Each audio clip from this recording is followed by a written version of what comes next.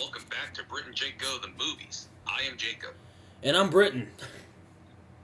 Alright, in today's episode, we are going to be talking about Pixar's newest film that came out this year. It's titled Turning Red. This is our second Pixar film we're going to be discussing. The last one we discussed was Soul. But we are not alone, are we, Britton? No, we're not.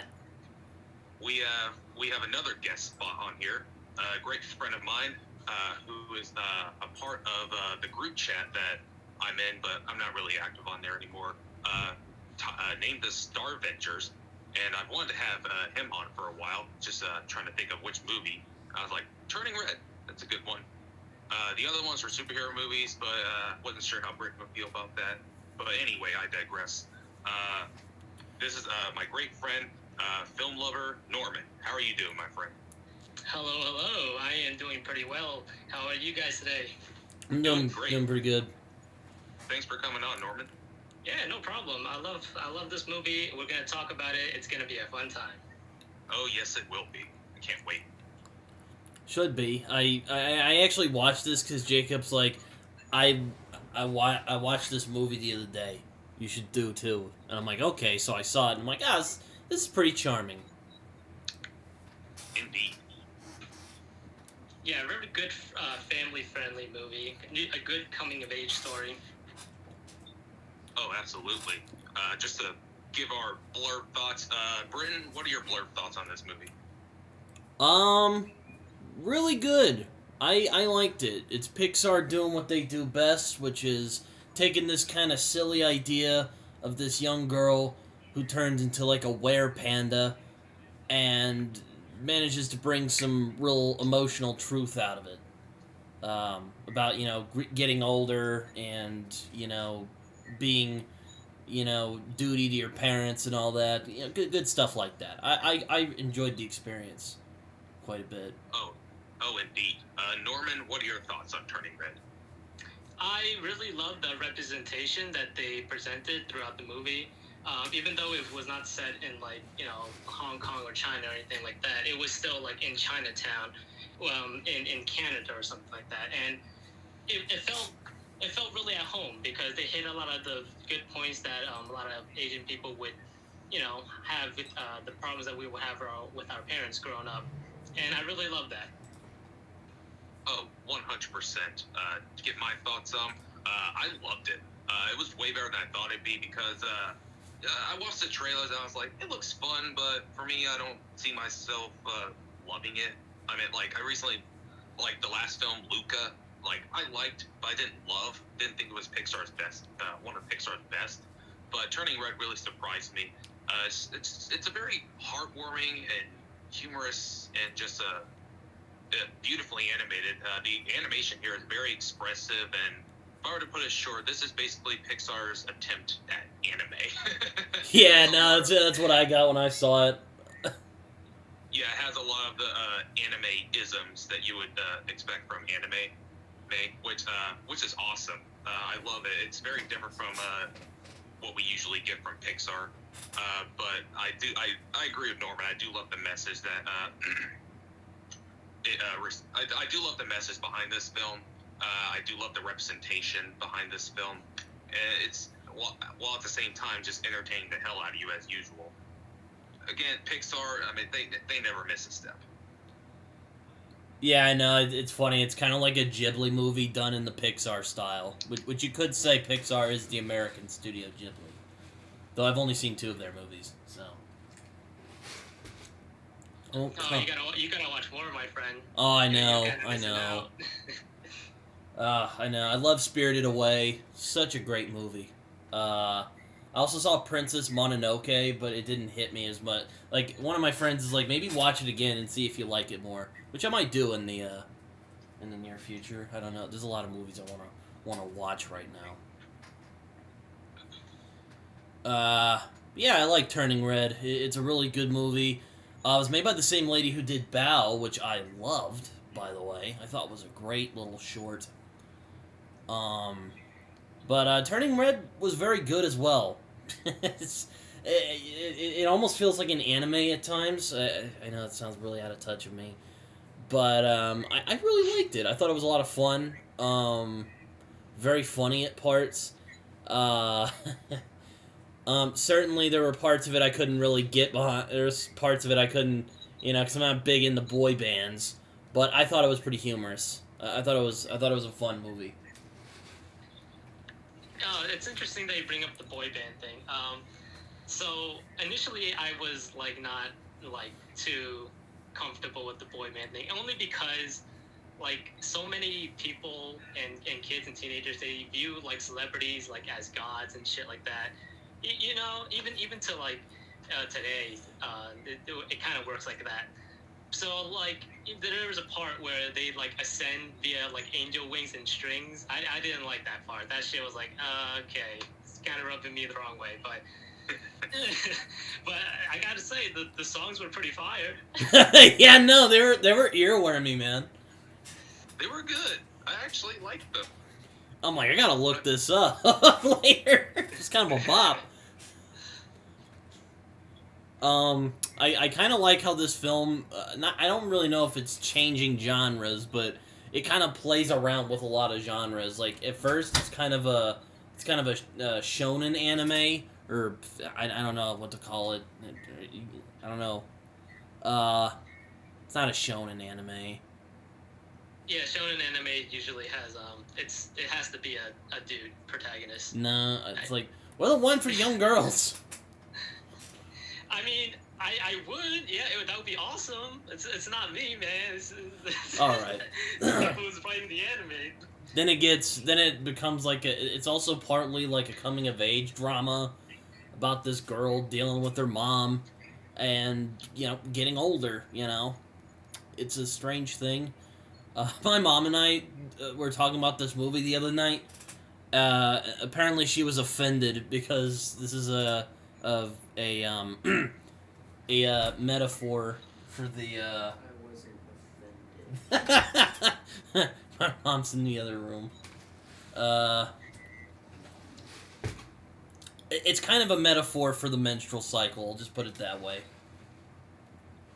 Yeah, you're absolutely right about that. That is the metaphor and the message that they were going for.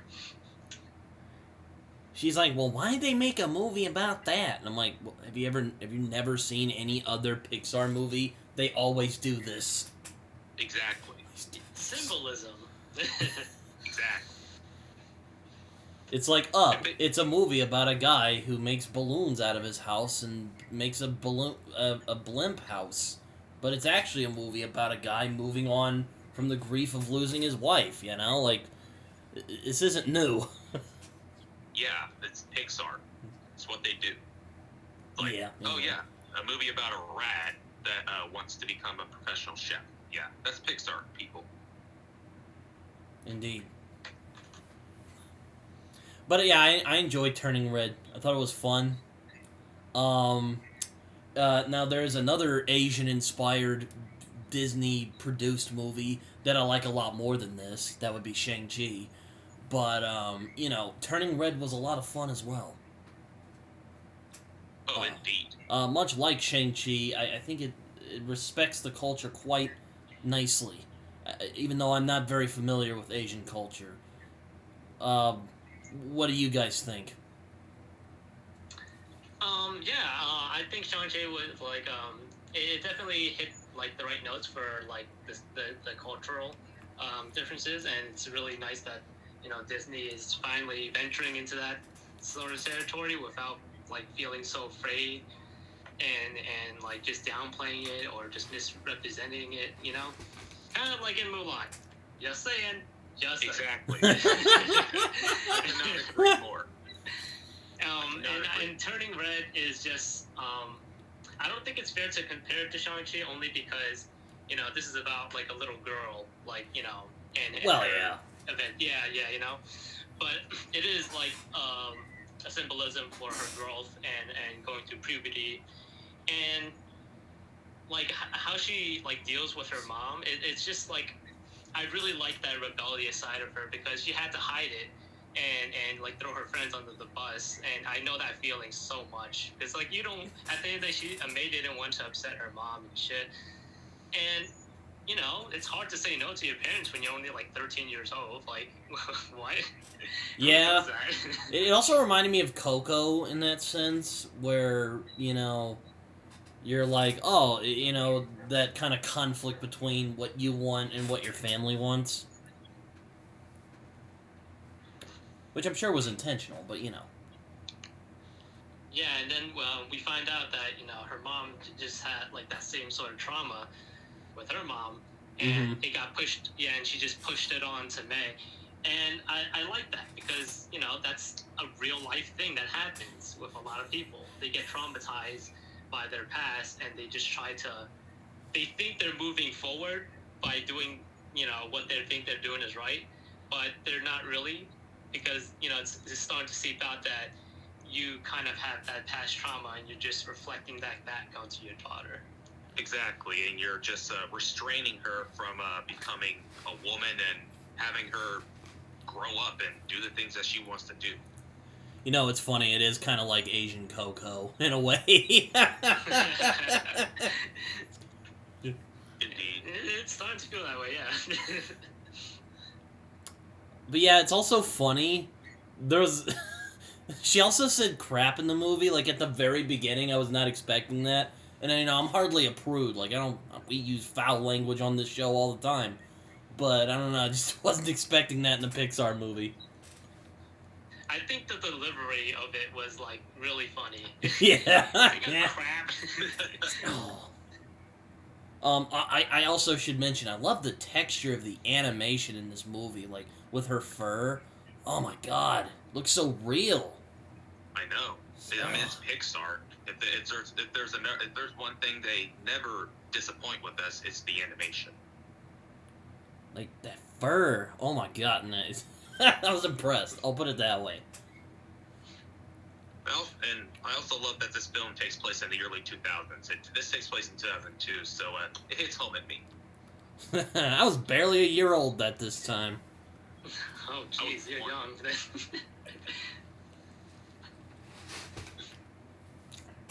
I guess that's why the boy band. I don't remember the band's name, but I guess that's why I felt more like NSYNC or Backstreet Boys. Oh yeah, I was just about to say that. Yeah. With the boy band Four Town in this movie, I thought of NSYNC because, like, okay, it takes place in 2002, so, like, okay, I see what they're doing. Isn't NSYNC Justin Timberlake, or is that Backstreet Boys? No, Justin Timberlake's NSYNC. Yeah, he's NSYNC. Okay, I thought so. I just had to think about it for a sec. Yeah, also in Pixar style, it's a very relatable movie, because I am not a 13-year-old Asian girl. I do not know how that feels, but what I do know is just the hell of going to middle school and dealing with all that crazy shit that comes with puberty. Ugh. Yeah, and I also like that May's friends, they're all wearing different colors to, like, symbolize that they each represent and support May in their own special way. Oh yeah. Oh yeah, I love their friendship. It's super wholesome. Indeed. I also like werewolf movies, so I was kind of intrigued that this would be a sort of weird parody of the werewolf movie. She turns into a were-panda. Oh yeah, that part, like, caught me a little off guard too. I was not expecting them to pull a story like this, and then have, like, this whole ritual at the end to, like, seal the panda, and that reminded me of, like, Jackie Chan Adventures, the cartoon. Where you have to, like, seal the talisman or something, and you have to do a chant. And I was like, oh, I had that same vibe because of chanting right now. Jackie Chan Adventures, childhood. Oh yeah, I watched. I enjoy Jackie Chan quite a bit. But yeah, Turning Red is a very good movie. I enjoy it. It's once again Pixar doing what they do best. That's just finding some emotional truths out of kind of childlike, silly concepts, or stuff we find to be silly, I suppose. Yeah, even though it's silly, it's still kind of like brings me back to like a simpler time where I would see people like May, where they have like all these quirky like things when they walk and stuff, and have all like this confidence that emanates from them. Yeah, I seen a lot of people like that. You don't see too many people like that nowadays because it's just a different world back then. But yeah, it just brings me back to a simpler time, and I really like that she's so full of energy. Yeah, I know. Oh, yeah. I just watch and I just get really sad. I'm like, oh man, I used to be energetic like that. I kind of miss that. I love the funny you mention that, Norman. I love the energy surrounding this film. It's such an energetic movie. Just from the opening, I was like, I'm already loving this movie. It's so colorful and so energetic and just so fun. Yes, indeed it is. I really, I just really like this movie. It's a very charming movie. Not one of my favorite Pixar films. But you know what? I really like it. It's very good. It's another great addition to the roster. One thing I do have to say, they do have like the audio translation to change this into traditional Chinese, which is Mandarin. But it's like dubbed. It's just like dubbed over, so it's not like they didn't like go into the studio to actually translate this whole entire movie. It's just dubbed over, which I could still respect because they didn't have that for Mulan. They have it now, but they didn't add it until like a fucking year later. Oh my god. Yeah, exactly. This one they had it straight away. They were like, "We have the Chinese for you right here." So I didn't even watch the new Mulan. Don't. You're seriously not missing much. I want to pay $30 to watch it. I'm like, nope. I'll stick with the original. That's fine. Yeah, just stick with the original. Don't watch the new one. It sucks. It's horrible.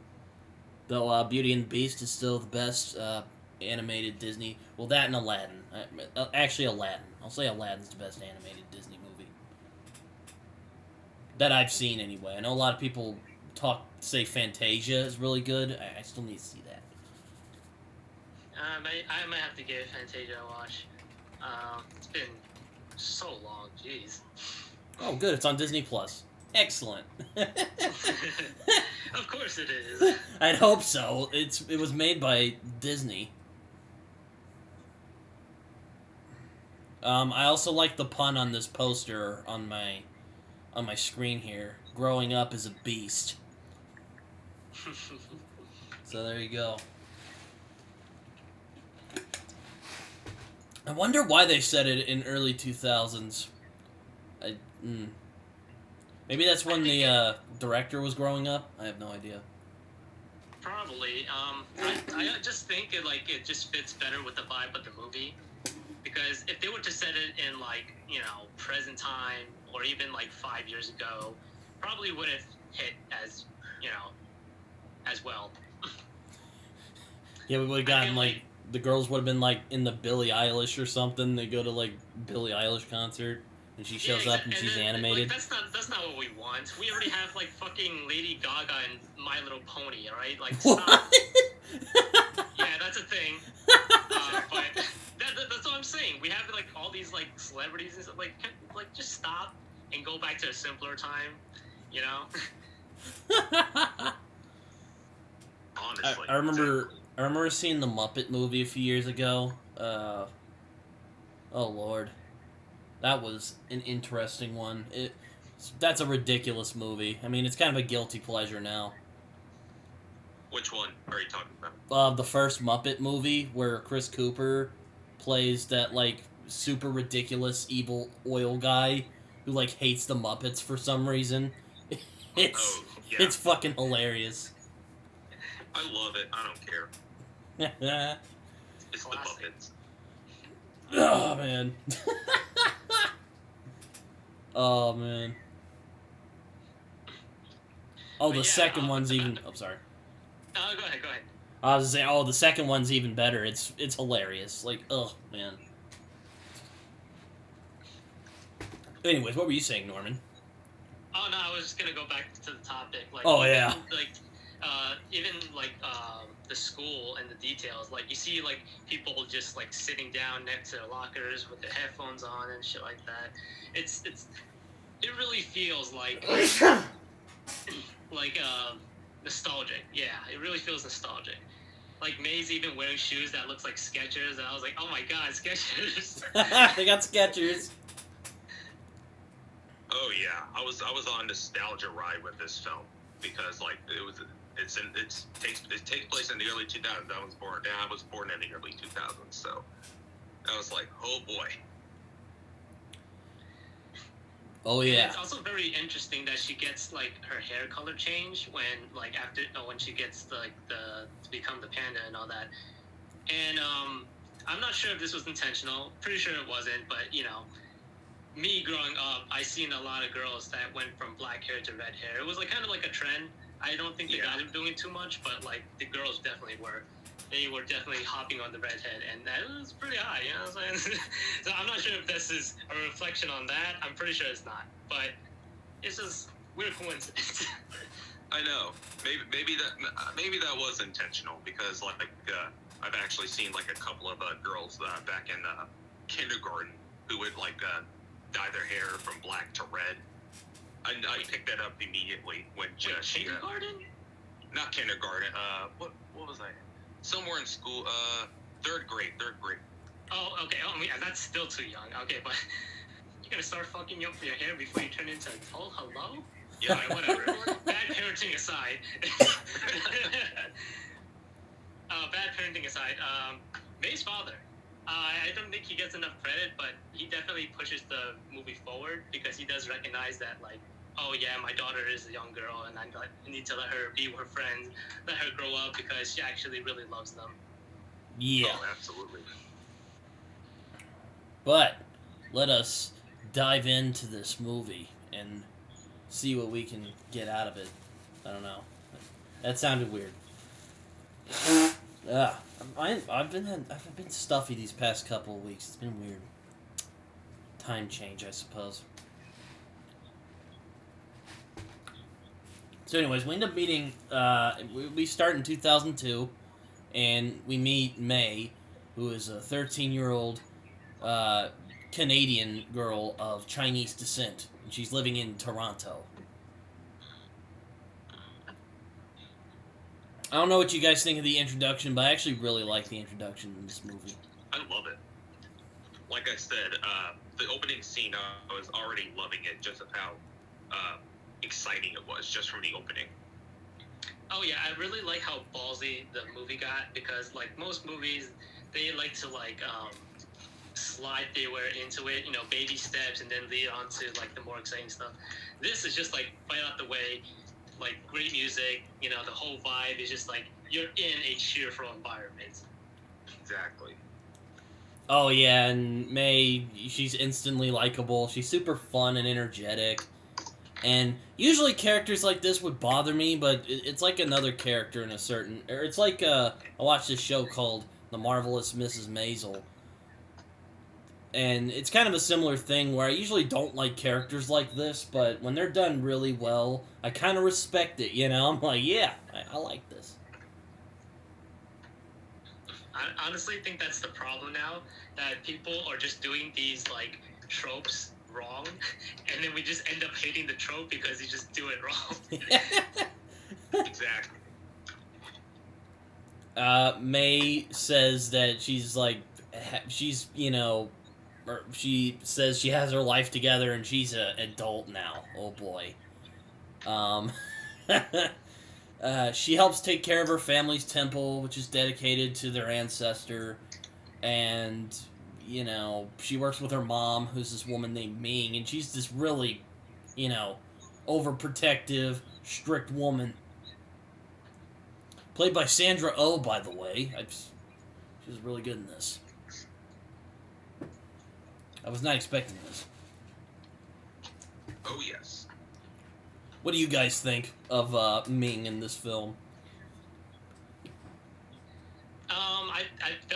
portrayed very well as a most Asian mothers would be like that strict too, and they're very protective and like strict about like their grades when they come home. When like how long you can hang out with your friends, who you're hanging out with, all that stuff. It's just very nicely wrapped into this movie. And yeah, I felt like a lot of like relatable moments. But for me, it wasn't my mom. It was mostly my dad. So it was kind of like on the flip side. But my mom was more so on my side most of the time. But like my dad was definitely like more like me, Oh yeah, my mom was exactly like that. May's mom in Turning Red, except not that overprotective. Yeah, my mom's kind of that way too. I'm my dad's son as well, so I would like to mess with her when she try and check on me and do stuff like that. Like, sometimes I'd forget to, text her when I got to school, and she'd be like, "Did you get there?" And sometimes I just text, "No." No, I went to the local crack house and got high. No, yeah, I made it, Mom. Because I'm an asshole. But anyways, yes, this actually reminds me, it's funny because May reminds me of a lot of, it reminds me of this girl that I know. I won't name her here for privacy reasons, but I went to church with her growing up, and she was almost exactly like this, minus she's a Caucasian, not an Asian person. But, yeah, her parents were very similar kind of folk. Very overprotective and whatnot, and strict, and all that good stuff. So, that was fun. So, I'm like, interesting. But that's it is very interesting because she comes from like a generation. May's mom, Ming. She comes from a generation where it's a very like traditional kind of way of teaching your kids and stuff like that. Like, this is how you're supposed to do it. This is how you're supposed to do it. Step by step, you're gonna get the best student ever. Okay, that's literally Chinese culture, like throughout. And like, how many times have you seen an Asian person come home with like an A plus or some shit, and then their parents would be like, "Where was the extra credit?" Or like, that's not even an exaggeration. They actually asked that shit, and I'm just like, what extra credit? The fuck? There was extra credit? I was about to ask, I was gonna say earlier, like, they get mad if you get, like, a B, but I didn't want to, like, sound like a, idiot yokel white guy. No, because they addressed that in the movie. I'm actually looking at the shot right now. Oh, yeah. She's like flexing her A plus, her triple A's, 100 plus, and her face is just hilarious. Yeah, I like how she's like trying to be cool, and then she like falls over, and again just says, crap. And again, I was not expecting that. I was like, oh, okay. That happened.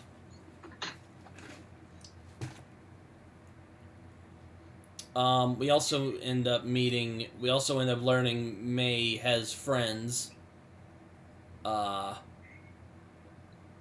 She has friends called Miriam, Priya, and Abby. They are also very entertaining. I really like their friendship. Oh, their friendship is really fun and just so wholesome. Oh, yeah. One is, Miriam, who is a tomboy with braces, and they get on pretty well. We also meet Priya, who's this just super serious, not really serious, deadpan, I suppose. And we also meet Abby, who is probably my favorite of the crew because of just how manic she is. And she's my favorite. She reminds me a lot of I don't know if you guys have seen Gravity Falls, but I have. Mabel's other friend who isn't Grenda, I forget her name. She reminds me of her. Oh, indeed. Yeah, she like speaks Korean and just like super obsessed with like boys and boy bands like Four Town. Which is a not so subtle reference to stuff like NSYNC. Which I'll admit was a little after my time, or I'd say during my time. I was just too young to really, have an opinion on it. Mm-hmm. Priya gave me like Raven vibes from Teen Titans. Oh yeah. The way she talks. Absolutely. Yeah, certainly. And Miriam's just like super cool and yeah. She's the best friend that's like has to be the number one best friend, you know? Yeah. And then the other two are just like as close, but they're second ones.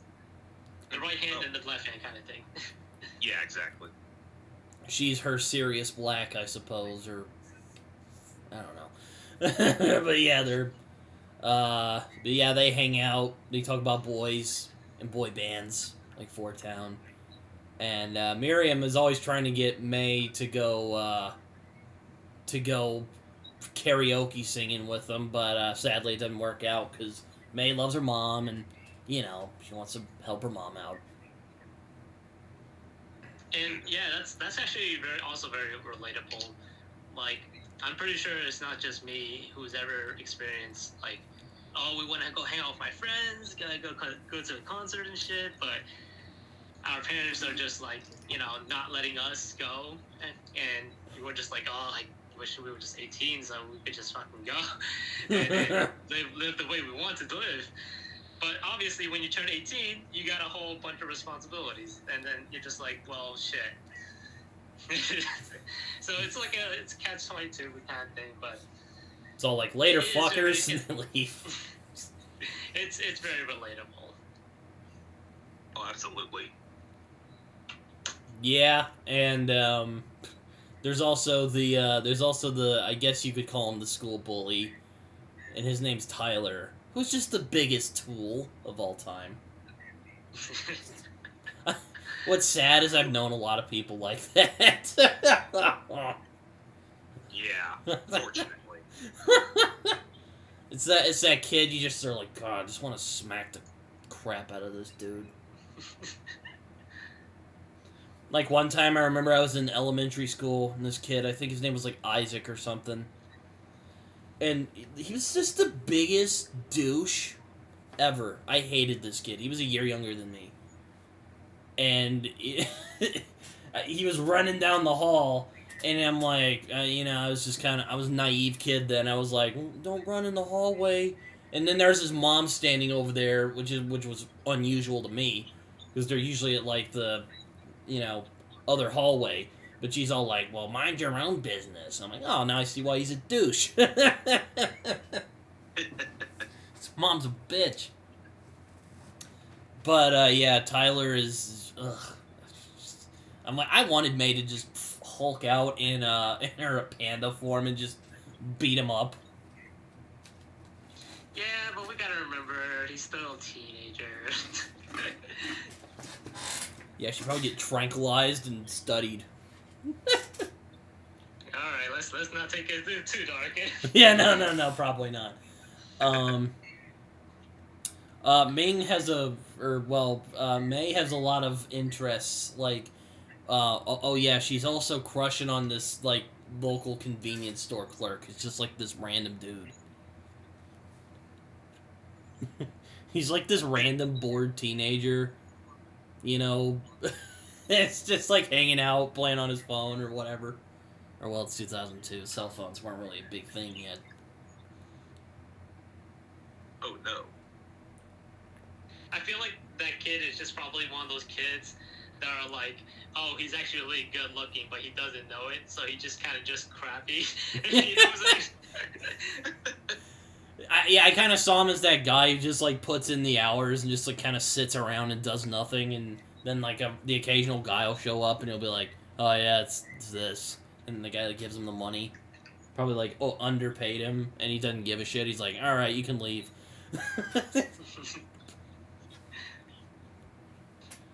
I love I love she like draws these like little anime-esque picture or this little manga-esque pictures of her and this dude, and he's like a mermaid. It's fucking hilarious.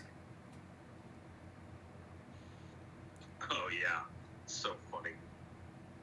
And she like hides all that stuff under the bed, which that's always fun. Is there anything we're missing?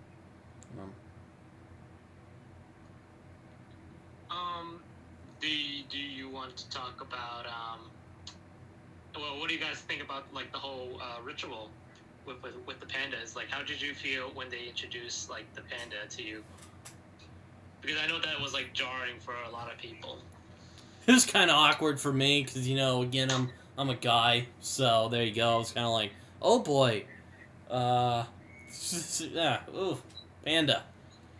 But they start like singing in this like Mandarin sort of, this singing something. I don't know what they're saying, but I thought it was pretty interesting. It was kind of a bop actually, but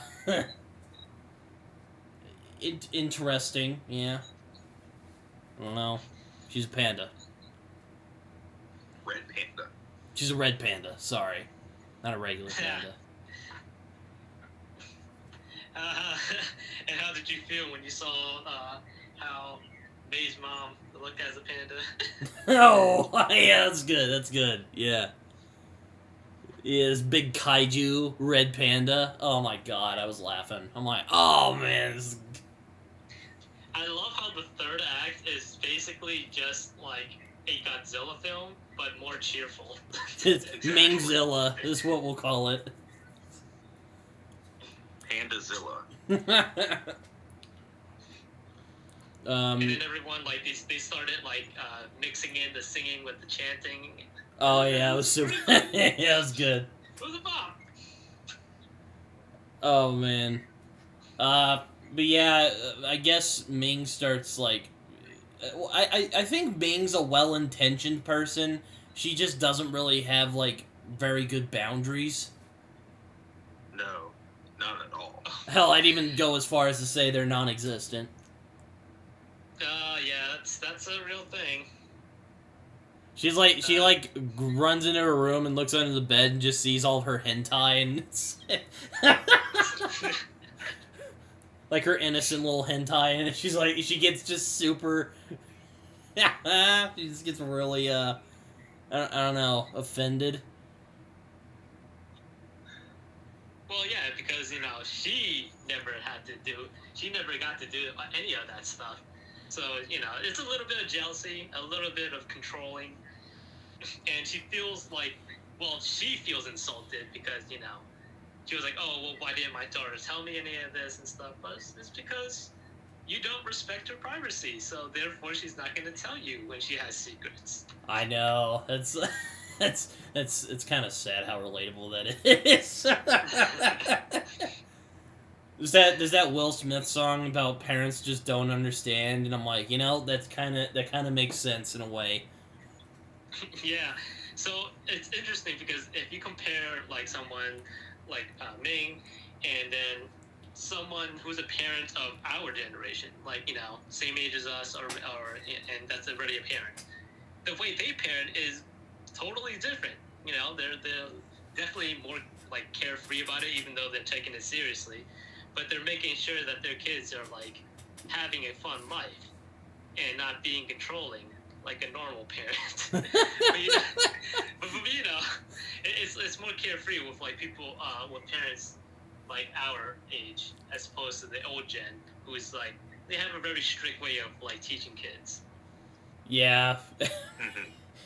Yeah, I mean, it's parenting is such a weird thing. Or it's not a weird thing. I've never been a parent, but I had a dream I was a parent, but I'm not a parent yet in the real world. It's a strange situation.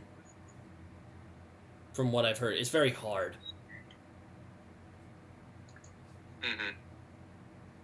It definitely is, and I can definitely get where Ming is coming from. But she doesn't even consider like her own husband's like thoughts into it. Like they play it for like Lash and stuff, like where he's putting in his soup words and then she just ignores him. Yeah, like he's making food, and then she's all like, "Oh, hey, what do you think?" And he's just like, it's like, and he just like starts saying something. She's like, yeah, thank you," and then he starts like talking to her again. Yeah, poor guy. Mm-hmm. And then that's the thing, like she needs like her own validation, but for some reason she can't accept her own validation because of her trauma, and therefore she lies to someone else. Hey, I got a husband. Doesn't matter what he says. I'm gonna hear what I want to hear. Yeah. Yeah. Yeah, there is that sort of, there is that sort of cycle of trauma thing going on in this movie, which I don't know if it's more like implied rather than like, or well, I don't know, how would you put it? It is explained, but I don't know if it's, like, they imply that her mom was super hard on her, and that's why she's really hard on May. That's kind of the vibe I got, anyway. Yeah. So I feel like that part was they could have expanded that part just a little bit more. Yeah, me too. But I agree. It was like hinted some towards the movie. They sprinkle like little hints, and then like now you finally get why she's like this. It's because she never got to have the life that May has now, and it's unfortunate. She grew up at an older generation, but that's just how things are, and she's just trying to like make her into like her little mini-me when she's not. Yeah. We find out that all came from the past trauma. She used to be a panda, and she's not just any panda. She's just huge fucking panda. So just imagine having to deal with that. The terror of Toronto.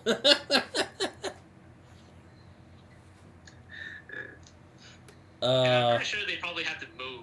Like, after that whole incident with her mom, they probably had to move to Toronto. So, you gotta think about that, too. Oh, Lord. Oh, I didn't even think of that. Yeah, but Ming ends up discovering that she has a crush on that dude, and she just flies off the handle, drives over there despite May being like, "Oh, come on, don't do anything. It's not a big deal." And then she like walks up and just starts chewing this poor kid out, who is just like sitting there and is utterly confused by the situation. I feel bad. I bet he's just minding his own business. Oh, my bad. Oh, sorry. He's just like minding his own business. And then she asked him, like, "How old are you?" "You probably look 30. He's like, "I'm 17. And then she's like, This is what happens when you do drugs, kids." I don't want to say she had a full Karen moment, but it is kind of Karen-ish, I guess. That was very Karen moment. Oh, 100%. Yeah, that was some should I speak to your manager type of shit going on there. And May, of course, is just horrified by this, and I don't know. Oof. I'm like, oh. I felt so bad for her. I'm like, oh, man.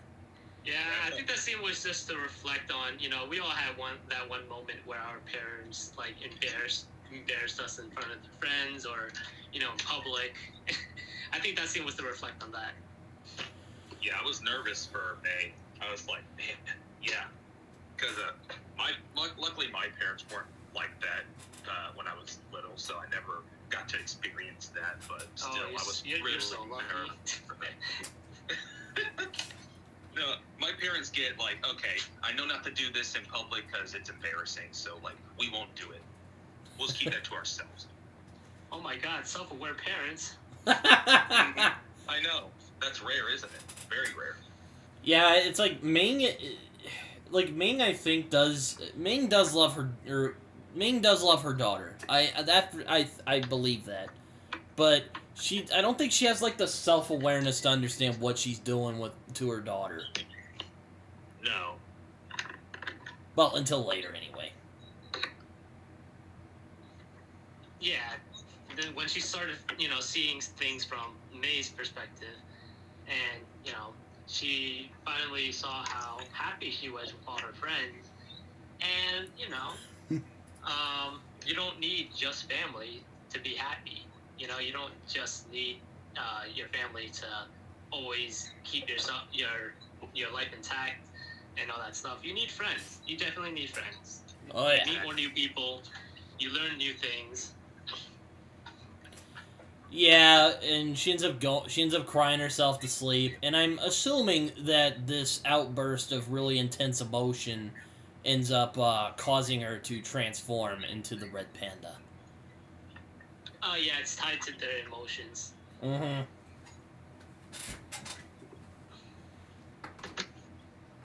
I'll be right back real quick. You guys take over while I'm gone. Sure. All right.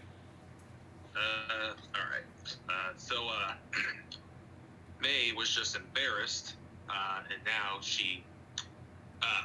This is where we see her turning into the red panda, and which the way she turns into the panda is if she has really strong emotions about anything. If she's really angry, really excited, or just just really excited or just really angry, that's how she turns into the panda. Yeah, and I love that scene where they were testing her, and they were have the cute puppies or the kitties or whatever pictures, and they have it surrounding her and stuff. That was really cute. I thought that was a really fun way to test her emotions and test her powers if she can actually control it. Oh, yeah, and I didn't really feel bad for her, of her having to deal with the panda and stuff. And she didn't want to tell her friends. But then once she did tell them, well, she actually just turned into a panda, and they were like, "Oh my god!" They're like, "Oh." They didn't turn away from her, and I really like that. That's true friends. That's friendship goals right there. That's true friendship right there. They're like, "Oh, you're a red panda." I mean, Abby was immediately like, "She's so fluffy." She was the one that was mostly loving it. I bet I bet Gru's littlest girl would love that. I mean, who doesn't want a giant panda friend? That's awesome. Exactly.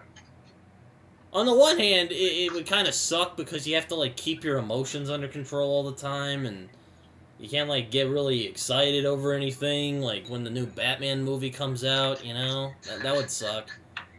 But on the other hand, panda. Now it makes me think of Tropic Thunder. Quick question. Do you think it'd be harder to not get angry or just to get too excited and then angry? Because getting first time I watched the trailer, I was like, I'm getting old vibes. Except when she gets too excited, that's when she turns to the red panda. Which is harder? I would say keeping the regular emotions in check, because it's agree. It's easier to get excited over something. I mean, I get excited over a lot of things rather than getting angry. I mostly get angry at work, all right, when customers are just being dumb. But that's. But I could keep that in check. But I feel like it's a lot harder to keep excitement in check. Oh, absolutely, because a lot of people are mostly excited rather than angry. Unless if you're just a miserable person, then it's going to be harder for you to get angry. So yeah, I agree. Yeah, but I'm back, by the way.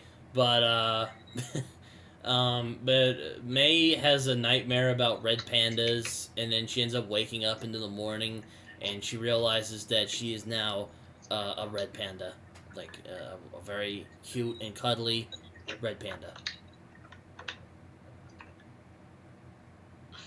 And it's very cute how she tries to hide it when she goes to school, and she just sees her mom there, and she's like, "What the hell is she doing here?" I love the animation, how she's I love the timing of all the shots of how she's trying to hide desperately from her mom, and she's all like, trying to explain what she thinks is going on. She thinks she's having a menstrual cycle, and they end up telling, she's like, it's okay, it's normal, and she's about to pull it open, and it's good stuff. I also love that her mom thinks she's pregnant, so she's like freaking out. Oh my god. Jeez. Oh, I also love this little scene later when she like passes by the clerk again, and she just goes "Ioga," and she like leaves, and that's like the end of that, I guess.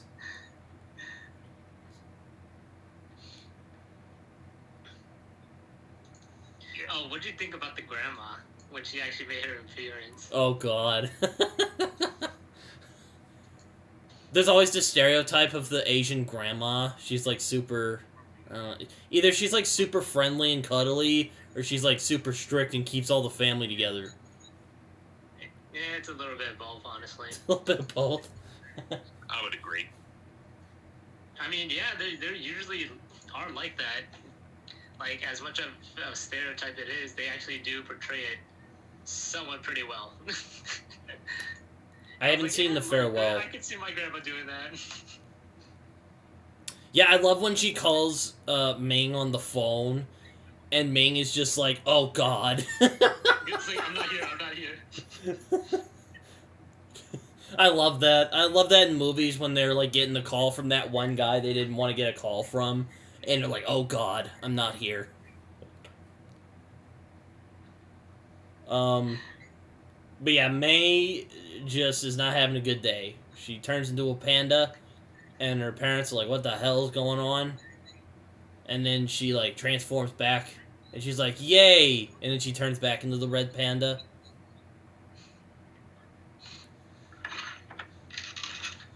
She ends up going to school, hanging out with her friends, seeing what's up, and Tyler's being a douche like normal. And oh yeah, her hair's red now, so there's that. Forgot to mention that. Oh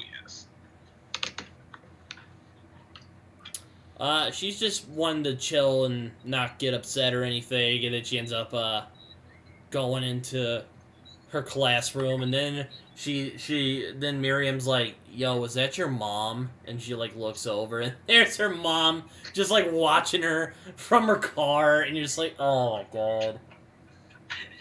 I also love that delivery. I was like, "Yo, is that your mom?" Imagine your best friend just saying that in your classroom. You're just like, "Wait, what?"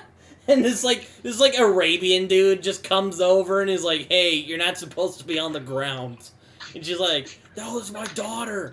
And she's like, Mimi. And she's like, "Oh God, why?"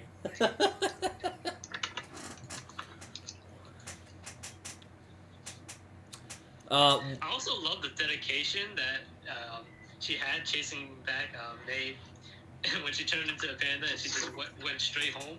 Oh my the God. dedication she had chasing her. Oh yeah, and May, her mom just like ends up giving her pads for a menstrual cycle, and she just turns into a panda and just runs off. And everyone's kind of shocked, and she just runs out of the classroom and accidentally starts wreaking havoc across the city. Like the Hulk. Exactly. Norman, did you read Jay's review for Turning Red? I did, but you can give me a refresher on what he said. He just said this short statement. I just find it hilarious. Don't make me furry. You wouldn't like me when I'm furry. Yeah. I like that. I was like, that's perfect. Don't need to say anything else. That's it. That's right there. This movie's Just like a simple Coco meets the Hulk. Exactly. I wonder if that's how. I wonder if how the director Dami Shi, I probably pronounced that wrong. I wonder if that's how she pitched it. She's like, okay, Coco, but the Hulk, and then the guys just like look at her and they're like, all right, here's some money, go make it. Yep. Like, that's perfect. And if you think about it, werewolves, when they turn into werewolves, they also have like a animal like instinct to just feed and all that stuff. So when she turns into a panda, it's all based on her emotions. It's kind of a good reflection on that. Oh, absolutely. Yeah, I kind of picked up on a theme of this movie, which is kind of a favorite theme of Pixar, which is the kind of struggle between who you are and who people want you to be. Mm-hmm. I think that's like the main thing of this movie. Oh, 100%. So, Maine ends up following her around town, like Norman said, and I do share his respect that she managed to stay on her, even though she was running around and wreaking havoc across the city. When you're overprotective like her, yeah, you wouldn't give up.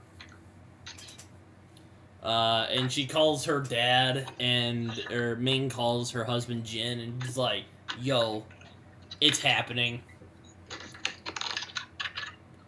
And then she ends up following her home, and she's just crying, and she's like scratched up the house. And they end up explaining what happened.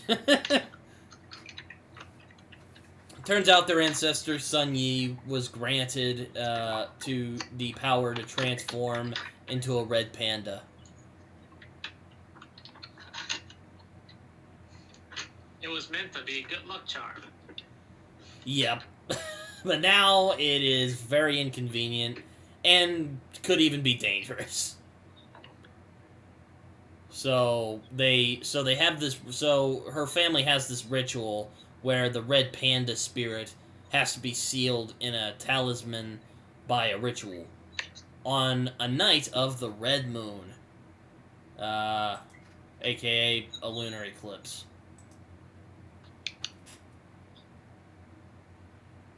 So there you go. And I love how she gets mad at Sun Yi. She's like, "It's your fault!" She starts like clawing at it. It's like, no, don't break anything.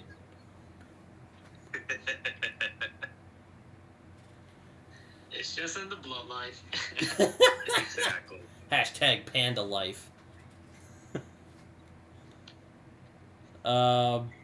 So yeah, basically May tries to kind of hole herself out from the world, you could say. And she just kind of stays in her house for a few days. I don't know. Yeah, I think she did. They kept her at the house for just a few days, and then she went back to school. Well, they tested her to see if she can control herself. Yeah, and her friends show up, and they're like, "Hey, May, what's wrong? You okay?" And she's like, "Oh, it's fine. You can go away." And they're like, "Oh, come on, we can help if you want help." And she ends up turning into the red panda, and they're like, "Ah!" And they start like screaming at each other, and May just yanks them into the house. I really like this scene because they end up like taking a liking to the panda, and especially Abby, who just hugs it and loves this damn thing. She's so fluffy. Yeah, ultimately, like they were the reason why she was able to control her emotions in the first place. Mm-hmm. Again, just shows their strong friendship. This is probably one of my favorite scenes in the movie. I really like how they calm her down and, give her hugs and whatnot, and, or just really supportive. I'm like, damn, we need more friends like these people. Honestly. I also like how they started using the panda to, like, gain fame and get, like, the money for the concert. Yeah, I know, that's hilarious. It's just like, that makes so much sense, and that's so sad how realistic that is. Yeah. Especially when you're like 13 and shit. And you're like really That's like exactly not what thinking all of us about would do. it, and you're like, yeah, red panda. Yeah, that's exactly what all of us would do if I we know. were 13. I know I probably would have done it. I probably would have done it. I've been like, let's just do this for fun. We all would have. We all would have. It's really realistic.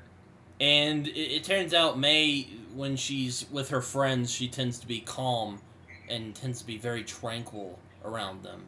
And her parents end up testing her, as we mentioned earlier, with kittens. And I forget the other things they test her with. Oh, yeah, the environment. Forgot about that. She's like, oh, yeah, what do you think about pollution? And she's, like, trying to keep it together. Oh, that's actually really funny. She was trying to trigger her. Yeah, no, I think it's hilarious when they build up the kittens, and they're like, oh god, what is this? And it's the kittens, you're like, oh, man. Yeah, me and Nora were discussing that they were testing her with the kittens. It's like so hilarious that she thinks about her friends, and she's like, how adorable. Love how serious she is, too. She's like, yes, these are cute. I will not turn into the panda.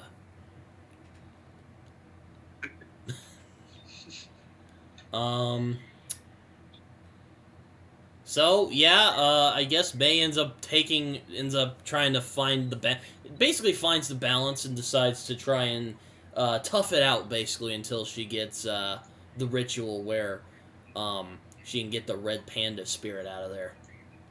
Yeah, she manages to control it. Yep. So, Ming lets May go back to school, but May ends up, apparently Four Town is having a concert. So, she asks her mom, and of course she's like, hell no, you're not going. You ain't going for shit. Because, you know. Like how, look how these boys dress, and look how they act. And she doesn't realize it's kind of all of a performance. They're doing it for fame, and it's a performance. No, I mean, act like in real life. I just think it's funny how she's all like, oh, they're gonna corrupt you, and I'm like, they don't even look that harmful. They're just like sparkly, I guess. Yeah, that's all. She's like, who likes this garbage? And she's all like, I do. And she's like, no! She's like, you're not going. So she's like, oh god. So they're just hanging out watching some dudes playing sports. I forget exactly what sports they're playing. But, she's like, we're gonna have to figure out how to get some money. And then she ends up turning into a panda again.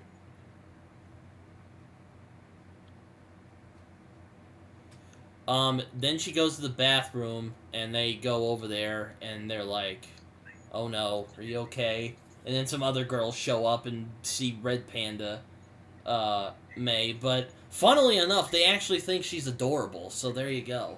And, the money-making scheme is born. We get a montage, and it's amazing. Oh god, yes.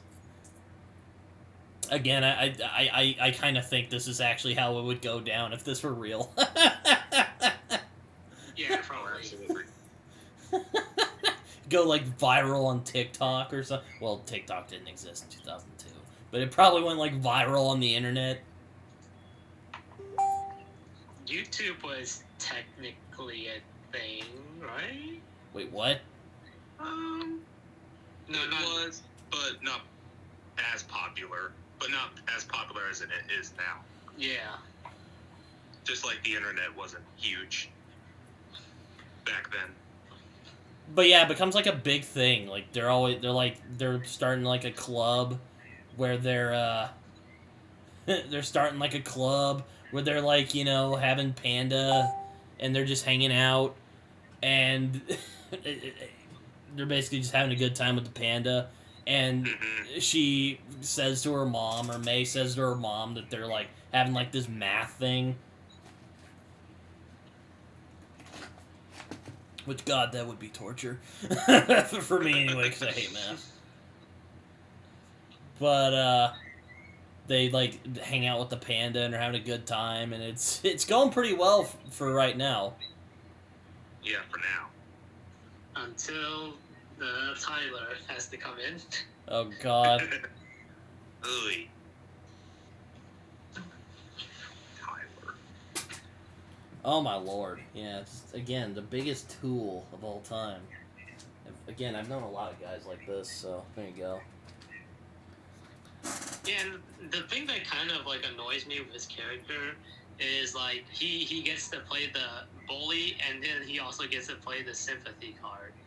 Yeah, he just like, yeah, that's one of the things I was kind of like, okay, that's dumb. Like, where he turns out he's secretly a fan of Four Town, and you're like, and then they become friends. It's really weird. You're just like, dude, come on. So, yeah, That's like dumb. so does that mean he abandoned all his other guy friends? Like, does he not care about what they say now? Yeah, Like, I don't get it. That was never explained. Yeah, no, that was really weird. Like, yeah, I dumped my guy friends because I'm a Four Town fan. So yeah. Yeah, that imagine that situation in like when you're 13, you just dump the guys you hang out with just because you're you're into a boy band, and you're just like, wow, yeah, I'm gonna ditch all my friends for these new friends. But yeah, I mean, like, dude. That did bug me, but that's like a little nitpick. Yeah, it's not like a big problem. It's just kind of like, okay, that happened. All right. Yeah. They're like hanging out and going to karaoke now. I'm like, all right, yes, this is happening now. Mm-hmm. Let's just ignore all the dumb shit he was doing. Oh, hey, well, kids are dumb sometimes. What you gonna do? Yeah, it's realistic. So, yeah.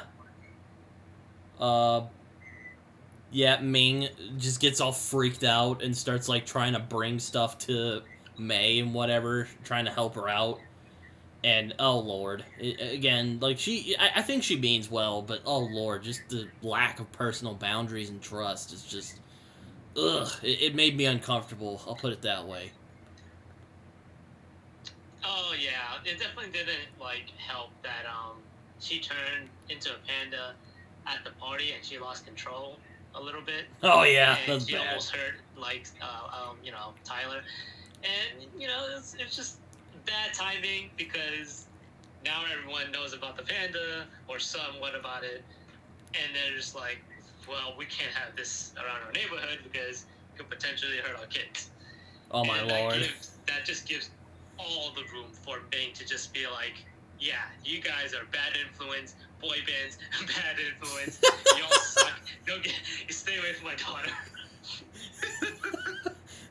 It's funny, because their friends are just, like, trying to be all like, hey, maybe you should try and, like, get out of your comfort zone more. Apparently that's corrupting the youth now. Mm-hmm. Oh, jeez. So, later on, they're sitting at the thing and checking out all the dudes, and Ming is just... what is it? Oh, yeah, Tyler's down there, and he's just super... He's like... Oh, man. Oh, Lord, he's like those kids in those movies who are, like, hanging out under this, like, deck. Ugh. He's all like, yo, I know you're I know you're the red panda. I'm gonna rat on your mom if you don't come to my birthday party. Which, by the way, hanging out under the deck was very relaxing without people there. Yeah, I know. Yeah, it wasn't too bad, actually. Yeah.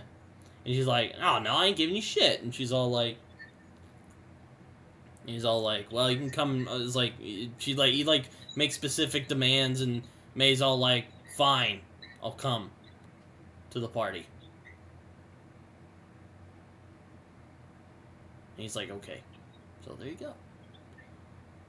But she also had to do the ritual. Oh, yeah, and then she ends up learning that's the night she did the ritual, which, I was kind of like, yeah, I kind of saw that coming a mile away. But they do it in a funny way. She's like, Abby, you said it was going to be this time. It said it was going to be on the 19th. And she's like, see? And she's like, dude, that's Toledo, not Toronto. Ah! And they're like, dude. Ugh, fun times. I mean, we all have that one friend that, like, always fucks up on the reading. Yeah. When you're just like, dude! It's like, dude, you can't do that.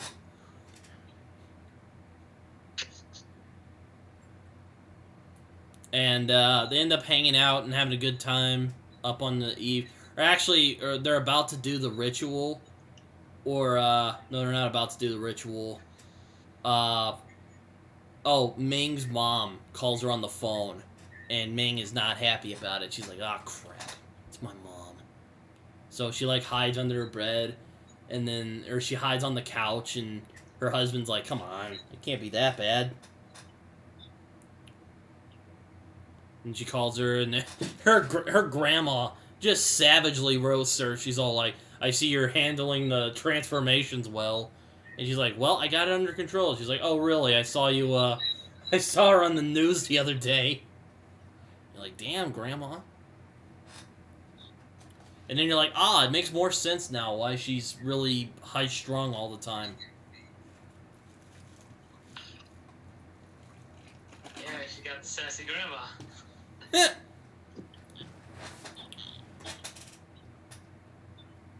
She's like, I'll come in a few days. And she's like, oh, wait, no. And then she, like, hangs up. So, there you go. Classic. They end up showing up. Or no, do they show up later? No, they show up. They showed up at the same day that they were going to do the ritual too. Right, so the same night that they went to Tyler's party was the same night they did the ritual, I believe. Oh, am I mixing that up? I feel like they showed up even before, and then she's all like, okay, I'm gonna go to bed now, and then she goes to the party. Oh, right, she sneaks out, yeah. Yeah, like their aunts show up, and oh god, this is another one, I like to call it painfully relatable, because again, I've dealt with experiences like this. Well, like the overbearing grandma shows up with all the daughters, and you're just like, oh my god, why?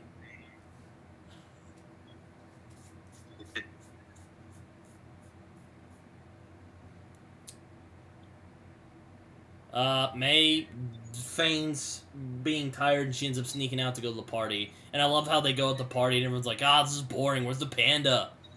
And she's like, oh, let's play some, like, you guys interested in playing, I forget exactly what they're trying to play, like Scrabble? Like, trying to get everyone to play Scrabble. But May ends up showing up, and she's like, hey guys, sorry I'm late. And they're like, hey! And then they have a good time. So, it's all good. She shows up in the fake panda costume first, though. Yeah, she shows up in the fake panda costume, and everyone's like, what the hell? And then she's like, oh yeah. And then poof, she's a panda. Yep. Initially, she's like, nah, I can't release the panda anymore. Too dangerous. But then she's like, oh, well, if you can't go to Port Town, then we all won't go. And then she just says, fuck it. She's like, all right, Tyler, you want the panda? You got the panda. And then it party on. Yeah. Oh yeah, they're hanging out, riding on the panda. They're having fun for now, but oh yeah, that's where she ends up learning that the concert's on the same night as the ritual. And she gets really upset, and she's like, oh, come on. She's like, and Miriam's like, it's fine, if we don't have to go, you know? And she's like, no, but I want to. And it's that kind of thing. Because Abby made an error. Yes. Classic Abby. That's why she's my favorite. Yep. Tyler's all like, get down here, we want to get some more rides. And they're like, no, screw you. And he's all like, come on. He's like, I won't give you that money. And she's like, fine, do whatever the hell you want. And then he starts talking shit about her mom. And this is the moment where I'm like, okay, yeah, all bets are off on this point. I don't blame her for terrorizing this boy. Yo, yeah, that's another point that they didn't bring up. That Taylor was talking shit about May's mom. Yeah, I'm like, yeah, I know. I guess us boys get defensive about our moms, because I'm like, don't talk shit about my mother. Like, if you do, I'll throw hands. Like, I'll do it. But she just, like, she, like, hulks out and goes, like, Mom, all bets are off. She's all, like, he starts calling her mom a freak. She gets all pissed off. She's like, hurry, don't talk shit about my mother. And he starts, like, yelling at him. It's like, oh, Lord. Oh, man. Meanwhile, Ming ends up discovering that May is, like, has like a bunch of, they're making like Red Panda merch now, and she has like a bunch of Red Panda stuff. She's like, oh god. So she like drives over to the house where Tyler is, and then we get that scene in the Pixar movie where it has the confrontation, and I just I don't know, those scenes always make me really uncomfortable for some reason. I mean, because it's the scene that we don't want to see. It's like the worst case scenario for that character, and you just don't want her to just be in that situation. Exactly. Yeah. It's like she doesn't get to go to the concert. She's getting done the ritual. She hurt somebody. Her mom's being super protective, and she has every right to be now in this situation because she hurt somebody. So she's technically in the wrong. But yeah. May literally had nothing to say because she couldn't say anything. Like, what could she say in that moment? Yeah, exactly. It's just typical Pixar trope where the confrontation comes along and we're all super nervous and something big happens. Like, oh, you're not going to the concert. Oh, I don't want you seeing your friends anymore. They're bad influences. Yeah, Ming just pulls some more Karen shit and just goes like, you're corrupting my daughter and getting her into boy bands. Which, okay. And they're like, hey, it was her idea. Like, come on, May. And then May just can't say anything, and it's really sad. Mm-hmm.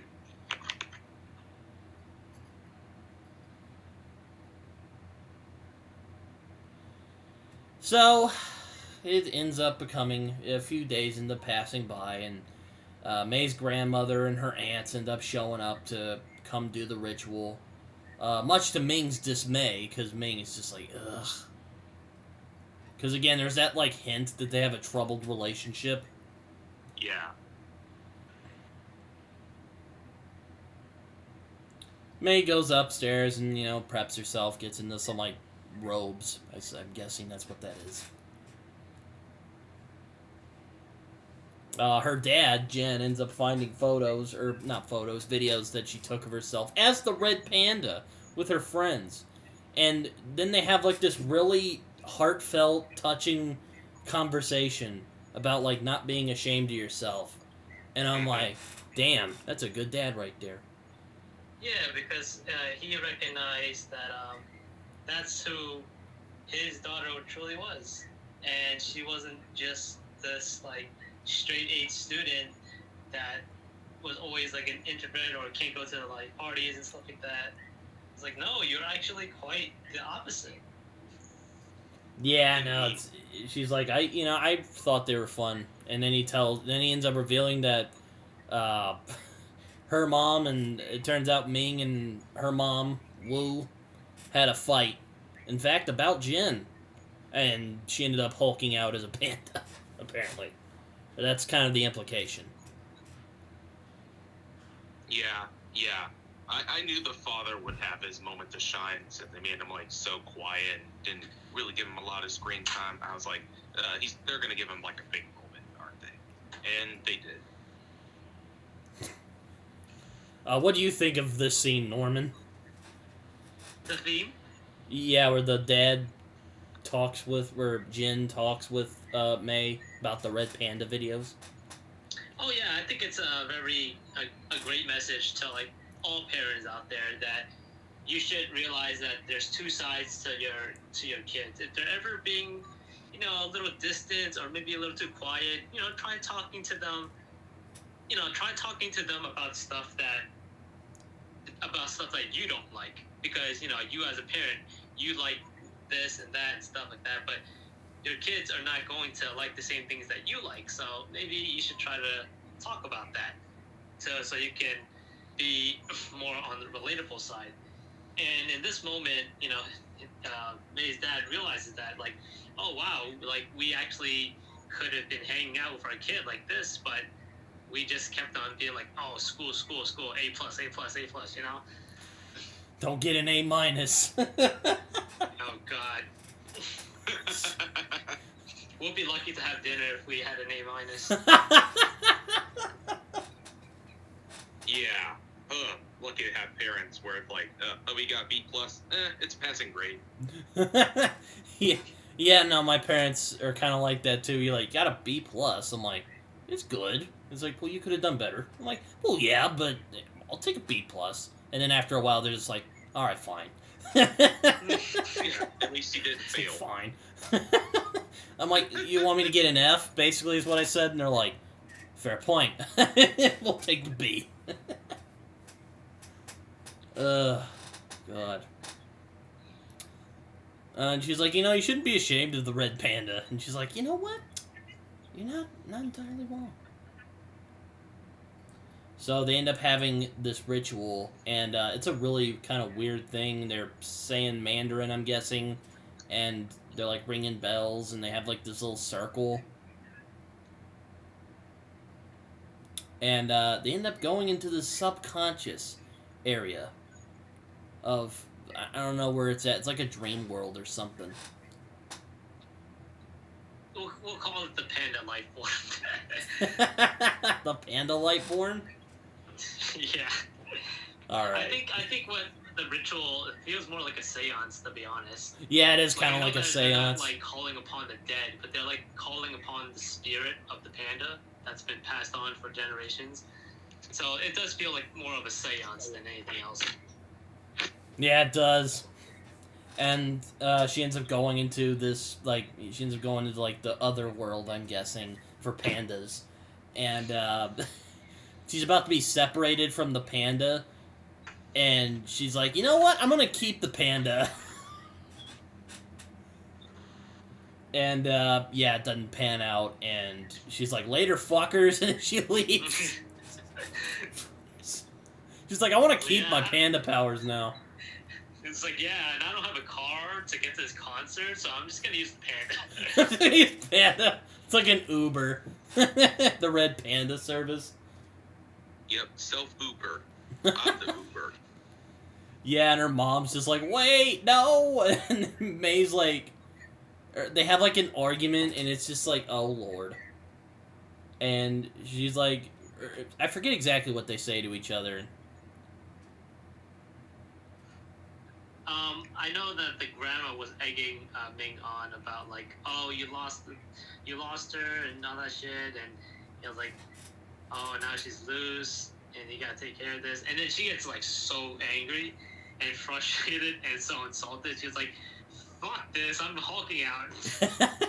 Oh no, yeah, that kind of brings back to that review you told us earlier, Jacob. She basically turns into, you won't like me when I'm furry. Oh, Jay, yeah. I gotta bring him on here someday. You end up, she turns into this just kaiju Pandazilla, or I like to call her Mingzilla, and just goes on a rampage around the city. But piss off your mom, folks. And May's all like, screw this, I'm leaving. And she goes to the Four Town party group concert. Why did I say party? And end up having a concert, and it seems like it's going well right now. Everyone's having a good time and shouting how much they love Four Town, and she just oh yeah, those anime vibes come in very nicely once Maid just like jumps around the town and ends up jumping into the stadium. I got Sailor Moon that vibes. was actually a pretty cool shot too. Yeah, absolutely. I've only seen like clips of Sailor Moon, and for some reason that just reminded me of Sailor Moon. Oh yeah, you're actually not wrong there. And she's like, "Hey guys," she ends up finding her friends. She's like, "Hey guys," and they're all like, "Hey, what's up?" And you know they have the thing where they're kind of like, "Hope you forgive me. I was being an idiot." And she's all like, "No," and then they start like singing, and you know then they're friends again. Well, she found out that she was like, she had her little monster pocket thing. Oh yeah. I remember those. Jeez. Her friends end up forgiving her, and they end up realizing that Tyler is also a Four Town fan. So there you go. That back to what I said earlier. This just happened. Okay.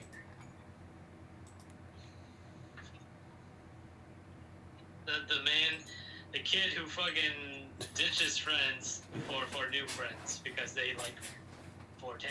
Yeah. So it's like, can't you just be friends with both? Like, it can't be that bad. No.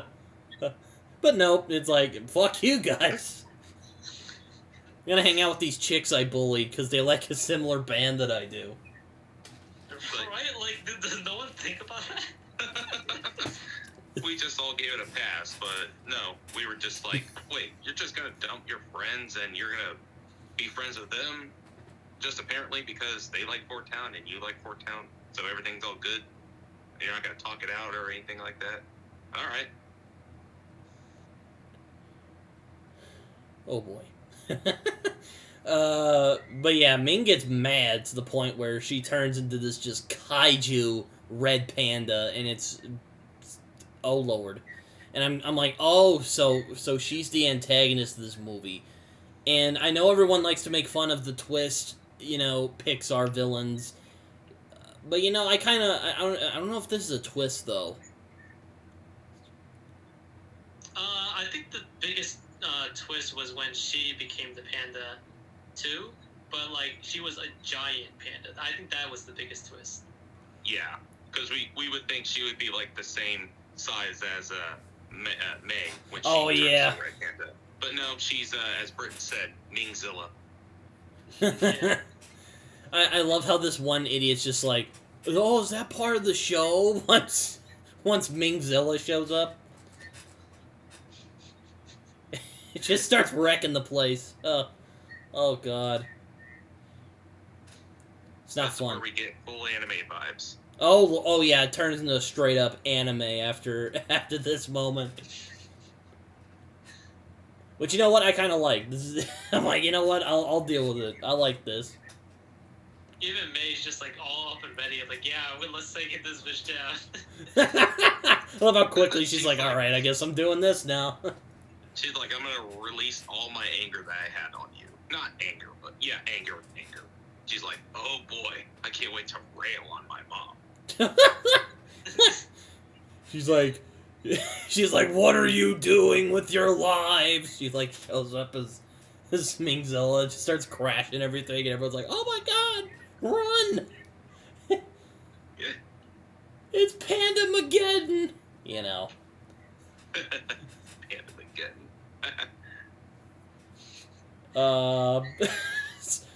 So they end up having a fight. And I love how Ming was like getting so disgusted at all of like when May was dancing.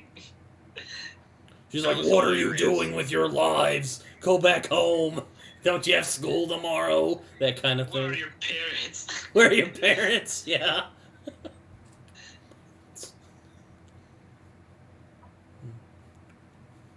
Oh, Lord. So they end up arguing, and May just goes like, you know what? I like boy bands and doing all this stuff you might think is dumb, but I like doing it. You know, I love doing it. So deal with it. And Ming's all like, no. And she just like starts crashing everything. And the boys end up being in danger, and it's just, oh god, it's a time. Indeed. But it ends up she ends up accidentally knocking out her mom. She accidentally knocks out Mingzilla, and the battle comes to an end. And they perform the ritual on her. Yep. They end up, then all the women turn into red pandas and drag Ming into the new ritual circle. And that's when they started combining the songs. Yep. They end up was combining pretty all the sick. songs. Yeah, it's pretty cool. Four towns just start singing.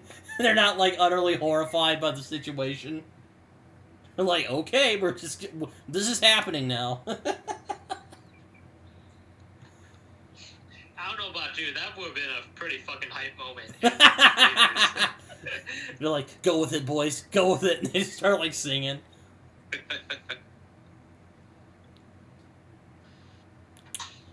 So they end up dragging her, and they start singing to complete the ritual, and they end up going back into the like other world, or they call it an astral plane in this Wikipedia article I'm reading off of.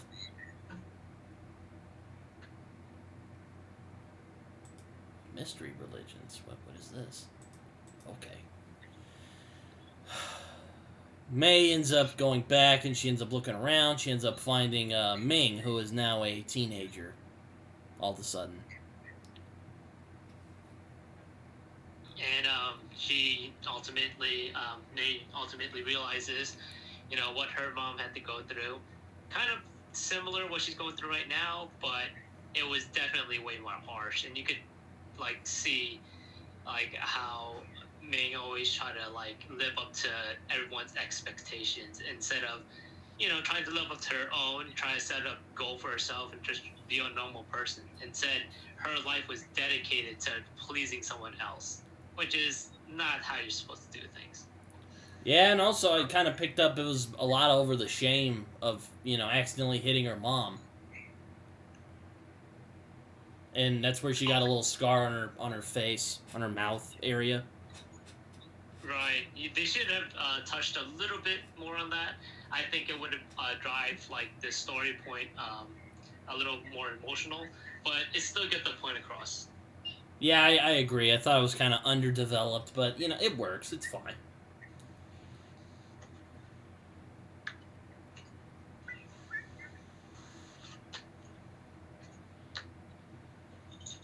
But Ming just is like, I hit her on accident, I didn't mean to,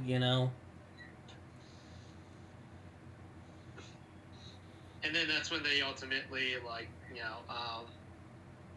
May and the panda, like, goes back together. And she goes back onto the other side. Yeah, and she finally accepts her daughter for who she is.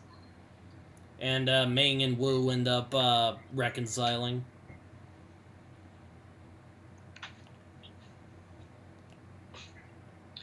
A nice wholesome end to the movie. Yep. So Mei ends up reconciling with Ming, and they, everyone's mended now. The other women decide to conceal their red pandas, but Mei's like, you know what? I'm gonna try and keep mine and see how this works out. And Ming is just like, all right, sounds good to me. So it's interesting because, like, now they get, like, all of this reputation on the temple and stuff. And I'm thinking, like, yeah, you should, because you should be paying for all the damage you did to that concert. Because you destroyed it. I'm just saying. Yeah, it's funny. They end up, like, having, like, a name for it. There was, like, the panda incident or something. Panda incident.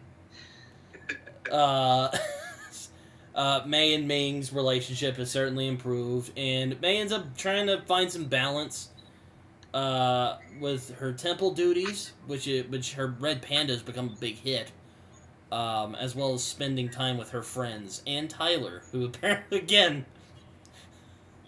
just joins them suddenly. What a piece of shit. Yeah, oh yeah, no, dude. He's a face bitch, man. What a terrible friend. I know. What a douchebag, yeah, exactly. It's like, Such a two-face. so douchey, what the hell? First you were making fun of me initially, but now we're just suddenly friends because we both like the same boy band. Okay.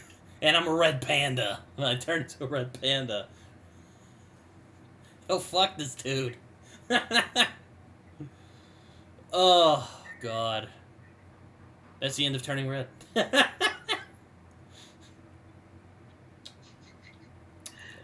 This wasn't a very enjoyable movie. Again, it's basically a Ghibli movie that was done in the Pixar style, if you ask me.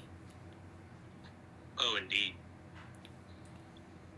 I can definitely see Hayao Miyazaki watching this movie and just being like, damn it, why didn't I think of that? Ah! And just kind of... And honestly, like, looking at this kind of animation now, kind of makes me wish that we got, like, Toy Story.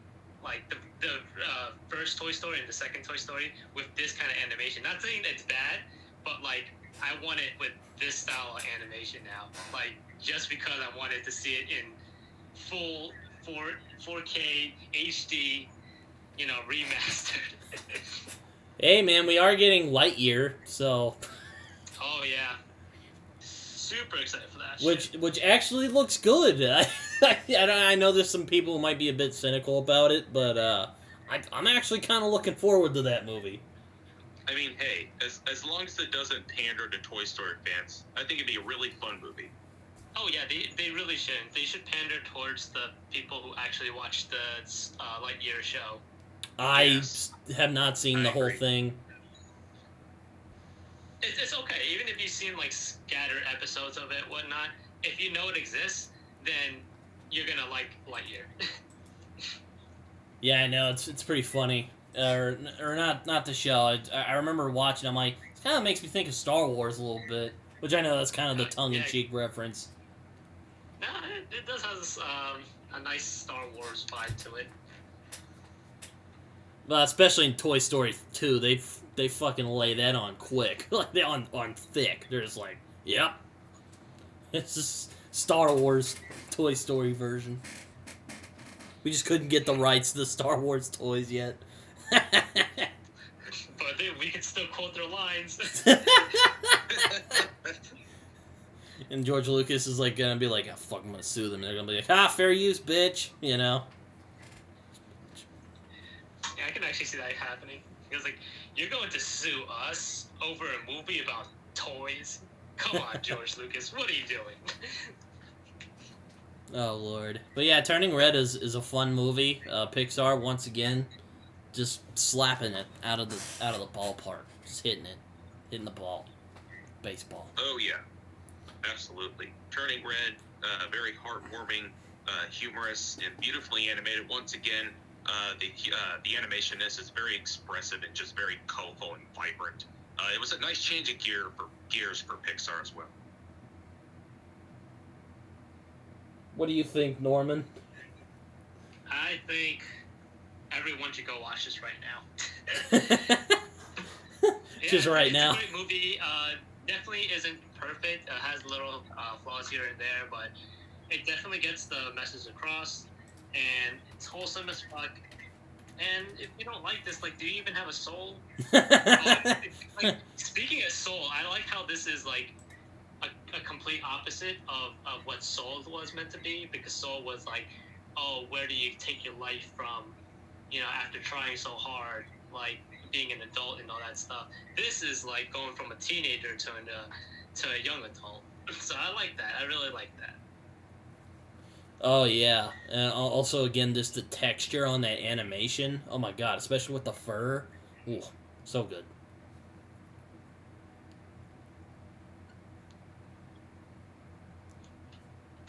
It's some good stuff. Indeed.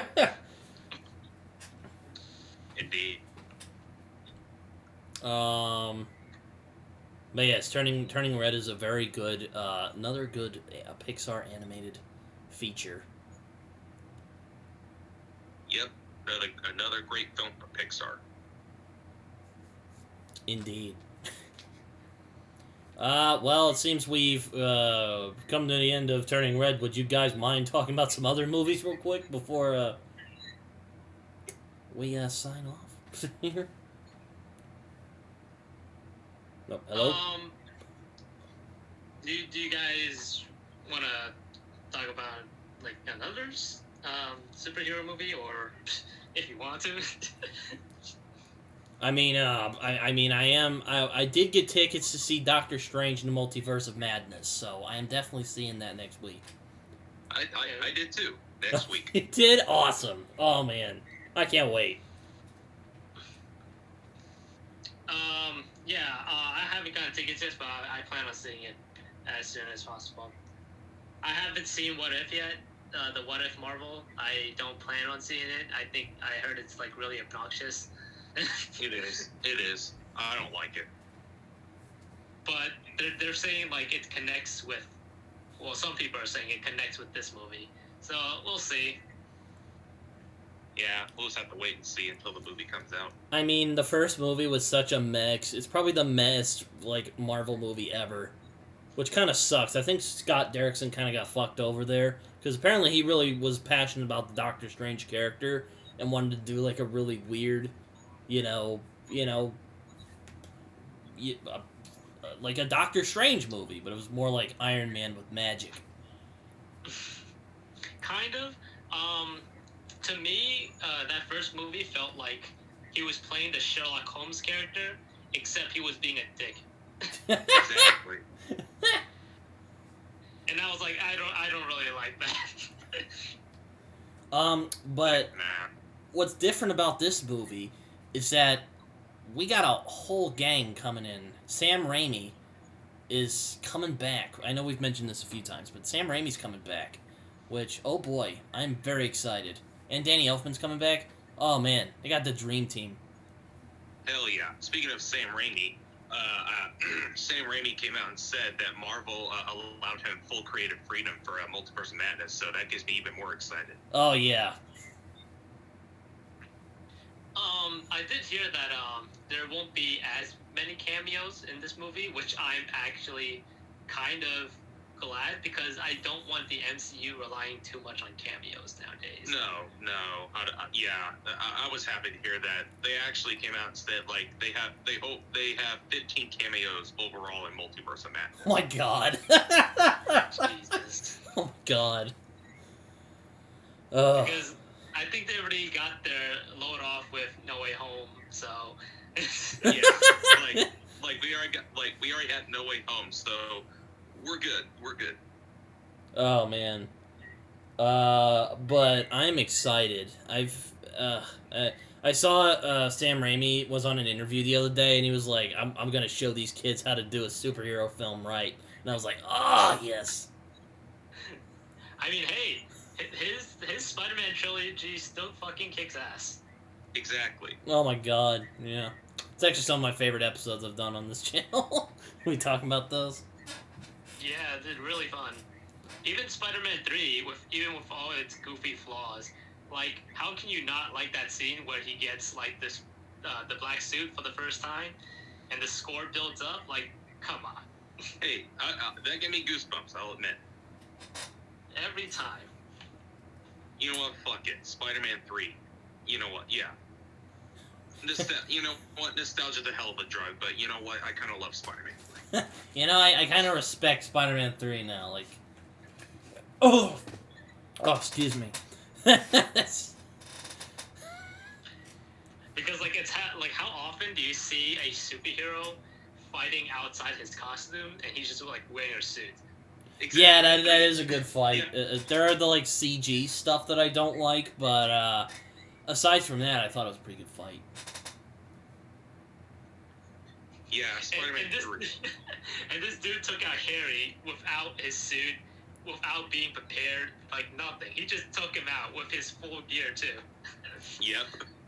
Yeah, he straight up That's doinked him on the head. The spider web. That just shows that Spidey's the GOAT, with or without his suit.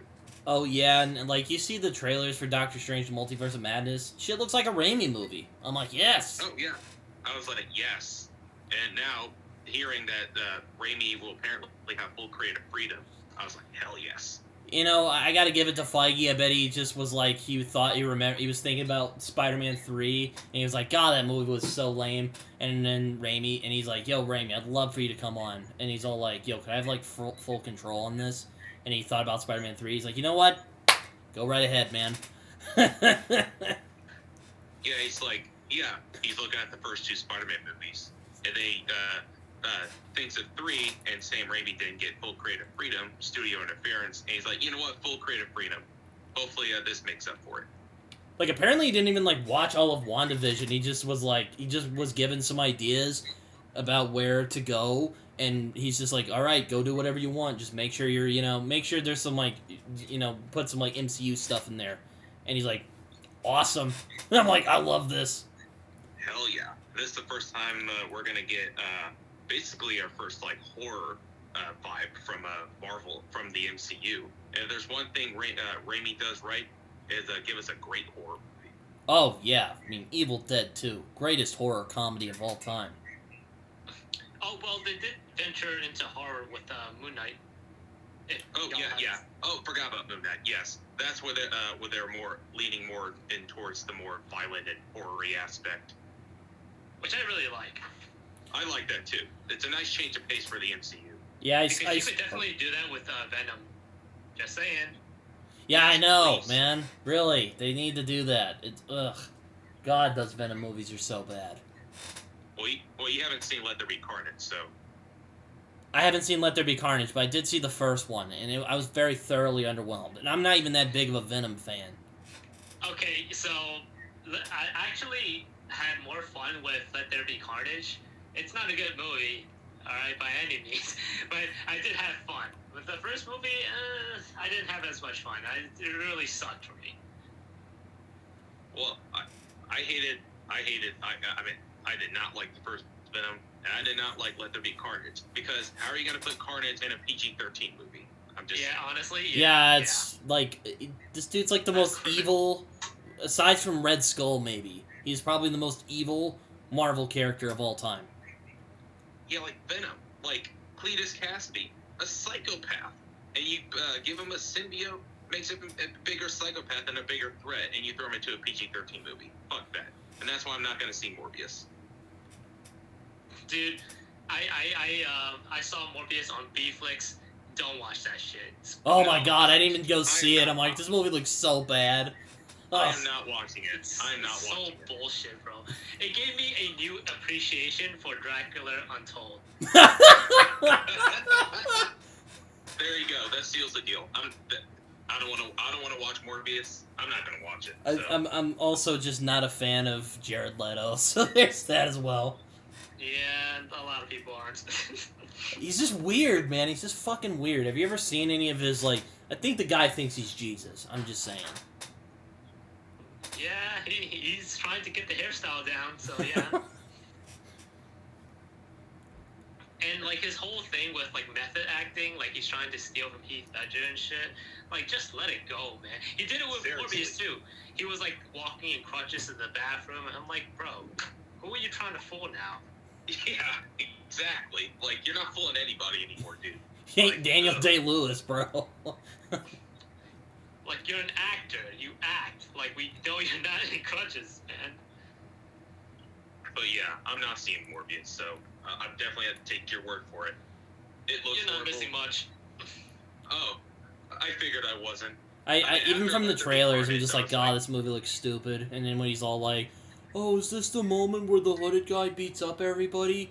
It's like, God, hate this. I mean, after Let There Be Carnage, I don't want to see anything else that Sony spews out. Like, I'm not seeing Morbius, I'm not seeing Kraven the Hunter or Madam Web, because I know they're probably not going to be good.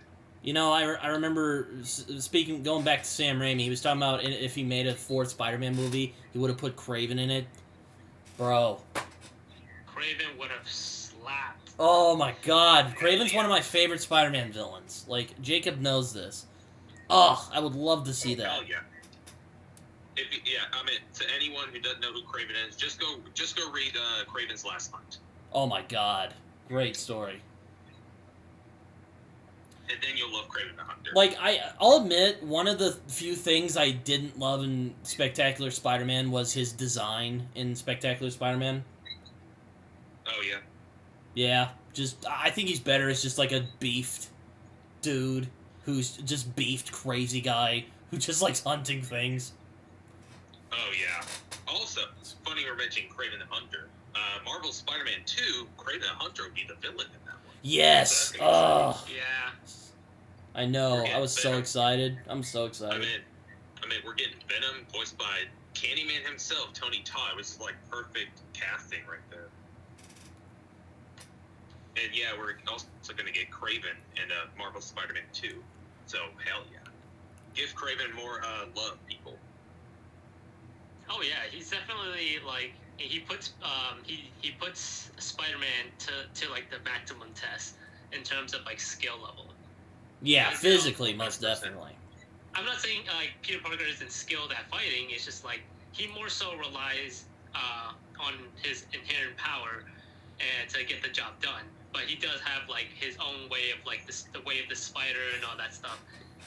But Craven, he will test him even with that spider sense. He Oh, will fuck Lord. him in combat. Yeah, by far, Kraven the Hunter is Spidey's biggest challenge when it comes to like skill set. Oh yeah, I mean physically, I would agree. He's tough. He's like, oh, your webbing, your Spidey powers? Hell no. I'm gonna show you real skill. He's like, I will beat you with bare hands. And Spider-Man's like, nah, man, don't be a joker. And he just like runs over and just like gives him like a punch in the stomach. He's like, oh,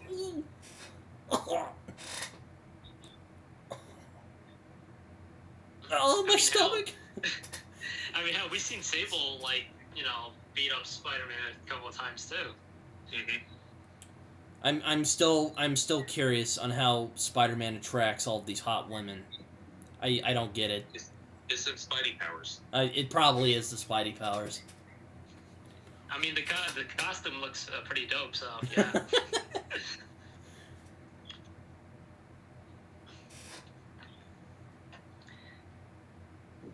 Yeah.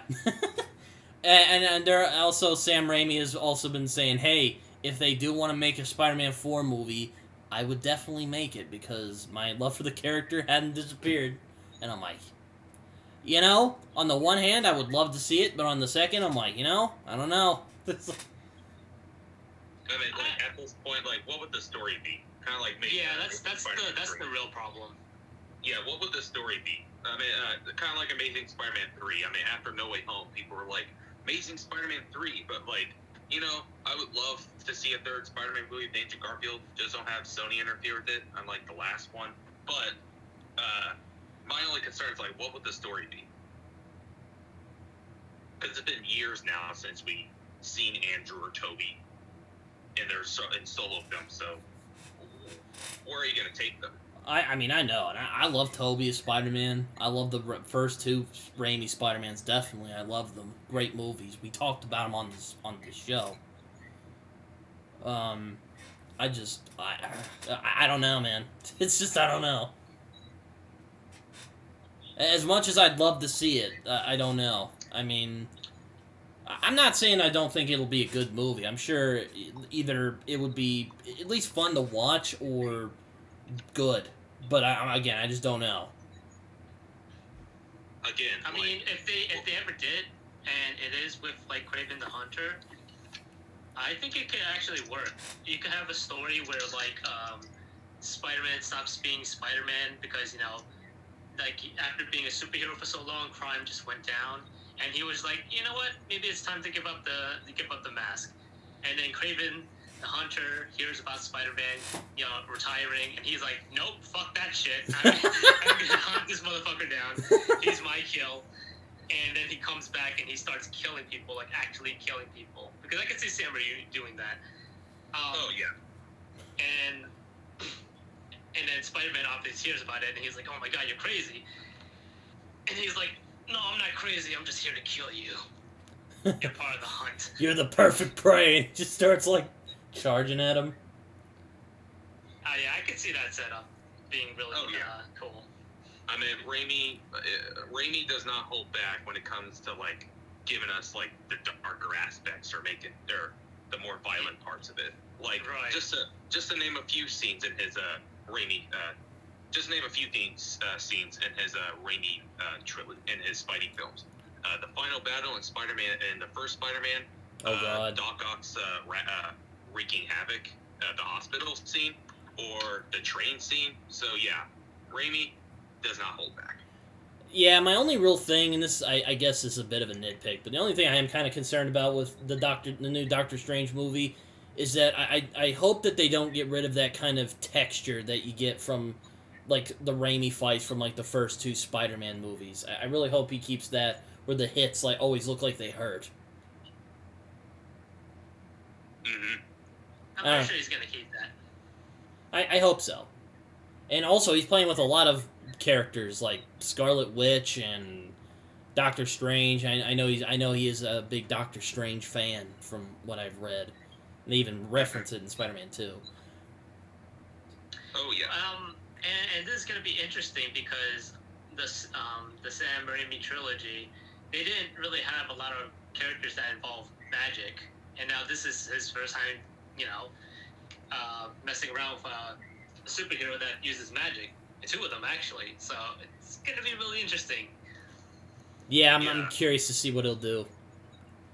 But I'm definitely excited to see what he'll do because it's Sam Raimi. I mean, judging from the trailers, from the camera work, I mean, it feels like a Sam Raimi movie. Yeah, I know. I'm like, dude, it looks like a Sam Raimi film, so I'm down. I'm down to see it. And that's where I'm like believing, like, okay, they definitely gave him full creative freedom. Because Sam Raimi was like, yeah, they gave me full creative freedom, so I'm like, gonna believe it. You see Doctor Strange on that car, just like looking up in his daylight. Like that's such a Raimi shot. I'm like, all right, I'm sold. Like, I've been kind of trying to take a break from the MCU, even though it keeps pulling me back in. But damn it, they keep finding new ways to keep me interested. Mm-hmm. Oh, absolutely. I cannot wait to see Multiverse of Madness. MCU is kind of in a weird place right now because they're like putting out all these they're kind of just shooting at the wind and see what works, and it's kind of working out for them. Not saying that they don't have a plan or anything, they definitely do, but they're kind of experimenting a little more. I guess is a better way to say it.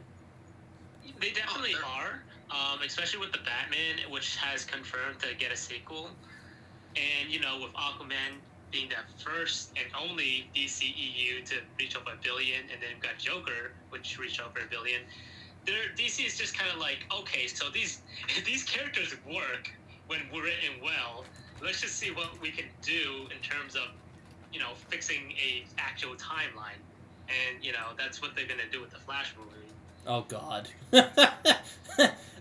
I saw a video the other day. It says the Flash is cursed. And I just laughed, went on that video, and just commented, fuck the movie, the whole fucking thing is cursed. Honestly, we all knew this was coming because of how fucked the DCEU got introduced. Also, Batman vs. Superman, honestly. Oh, God. Oh, yeah. God. But, yeah, they fucked themselves, and now they're smarting up. They're like, okay, let's not try to play catch up. There's no point in playing catch up with MCU anymore. We're gonna do our own thing, and it's working. Yes, because they make good movies, like Wonder Woman, Shazam, Aquaman, and screw you, Britain, the Snyder Cut. Hey, I don't hate it. I don't hate that movie. Oh well, you just thought it was underwhelming, or what? I just thought it was okay. It didn't need to be 4 hours, alright? Oh, okay. No, I can't agree with that. Because I love the Snyder Cut. Because I'm a really big superhero fan. So to see this kind of content come out from DC, where they're actually focusing on Cyborg as a real character, because if you don't know, he gets shit on a lot in the comics. It's really, it brings a tear to my eye. But if you think it was okay and you thought it was too long, that's fine, dude. I mean, I agree. 4 hours is that's like half my day right there. Yeah, exactly. You can ask Jacob. I was making fun of it for the first, half an hour. I was just like, God, this film is... Yeah, it was entertaining, because Britton here is, he has a tumultuous relationship with Zack Snyder. Yeah, it's like Jacob's... It's like Jacob's... You too, huh? You too. It's like Jacob's relationship with Ron Howard. It's just like, he can make good movies, but... Exactly. And I think the biggest problem is Zack Snyder is actually a pretty cool dude in real life, so it feels bad that you talk shit about his movies. Yeah, I know, That's it's weird. how I feel, at least. Ugh. I mean, yeah, like, Zack Snyder's a really cool guy in real life, and he has made good movies in the past, but I don't know. For me, he's just really hit or miss. Yeah. I mean, because, like, even in Batman vs. Superman, where are we going to get a warehouse scene that's gonna top the one in BVS? Yeah. But for Batman, like... I mean, the MCU's kind of like, you know what, we're kind of in a, you know, the Infinity Saga's over, and now we're kind of in a new playing field. Let's just kind of have fun and experiment a little bit. And I'm, you know, again, they're always finding new ways to get me back invested, because I wouldn't say I'm sick of the MCU at the moment, but I am kind of trying to take a break from the MCU, because I don't want to get burnt out, you know? Mm-hmm. Oh yeah, definitely take a break, because you don't want to lose that feeling of getting burnt out. Which is why I'm taking a break on Moon Knight, taking a break on like all like the trailers. I haven't seen like not Captain Marvel, Miss Marvel. Haven't seen it. I just knew about her powers and rant about it. Yeah. If there was ever a bad MCU movie, I would. I know this might sound harsh, but I would probably put Captain Marvel on there. I really don't care for that movie.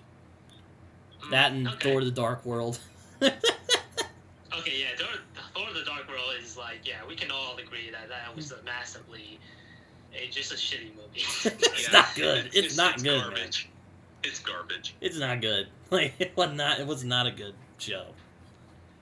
And Captain Marvel, I would say, is like the world's most okayest movie. It's like Doctor Strange, except it doesn't have like the weird visuals to like save it from just being a mediocrity. Yeah, I would say, it was like, oh yeah, Brie Larson looks pretty cool as like when she's going Super Saiyan. It's just, in my opinion, the MCU's most bland film. Yeah, I know. It's just, ugh. It was just boring. Oh yeah, there's also Ant-Man and Wasp, which was pretty underwhelming. Even though, I didn't like that movie. Like, it's fun, but it's, like, really weird. Or not weird, but I thought it was kind of dumb. Funny you mention it. Like, I like it less. Like, initially I thought it was fine, but after watching it more times, I'm like, this is not really good. And I wasn't a big fan of the first Ant-Man. I mean, they should have gotten Edgar Wright to direct it. I'm just saying. Yeah, that would have been really fun. I really would have liked to see that. Yeah, same. But it's weird because I still like the character of Ant-Man, even if his movies aren't that great. Yeah, I like Paul Rudd as Ant-Man. I think he saves those movies from just being bad. Maybe bad is a bit mean, but not good. Yeah, like, the best parts of the film, like, are, like, Michael Douglas as Hank Pym. Like, oh, for me, yeah, that's he's perfect great. Casting. That's perfect casting. And, of course, Paul Rudd, he's incredibly charming as Scott Lang. And Evangeline Lilly as the Wasp and the Ant-Man and the Wasp, but that's pretty much it. Yeah, she's really good. I really hated her hair in the first Ant-Man movie. Oh, thank God. It's not just me. Oh, my God. I'm guessing Marvel learned their lesson, and so she's, like, back to her, like, regular hair, but I'm just like, I know this is super petty, but it's like, God, that bugged me. No, she looks great in a ponytail. She just does not look good in the Lady Gaga hairstyle. Fucking Arena Spalko-looking ass. First movie is fine, like, it's fun, but I hate the antagonist in that film. Easily the worst antagonist in the MCU. I don't care what anyone says. I will die on that hill. If there's one thing I hate about the Ant-Man films are the villains, not just Yellow Jacket. What about the Ghost character or Walton Goggins? Well, Like, they're just forgettable. Well, they're just forgettable. Yellow Jacket is just so bad. I mean, they're still bad because they are forgettable. No, I remember when I was gonna save this for the Ant-Man review, but I remember I was in the theater watching it with Cameron and my dad, and then she shows up and like Corey or the dude from fucking House of Cards shows up, and he's all like, "Yo, what do you think of my suit?" And I just fucking jumped up out of my seat. I'm like, "What the fuck? This dude is an idiot! How?" I hated that. I kill lambs. I'm evil. I kill lambs, people. Oh my god, I hate Yellow Jacket so much in that movie. Anyway, And the reason why I hate him so much is because he's one of those villains that has like this stupid OP device where he could like just turn someone to mush and just flush it down the toilet. And I was like, why doesn't he use that ever again? Like, yeah, I know, why it's does that gross. never It's show up gross. ever It's again? like, God, it looks like a loogie. Just. Exactly. It's the same thing with fucking X-Men Apocalypse, where Apocalypse would Yes. behead guys with sand, but he doesn't do that to the X-Men. Just fucking behead them. Done deal. Yeah. You get your world saved. I did not like What? Apocalypse. Like, that was such an underwhelming movie. After Days of Future Past, which was awesome.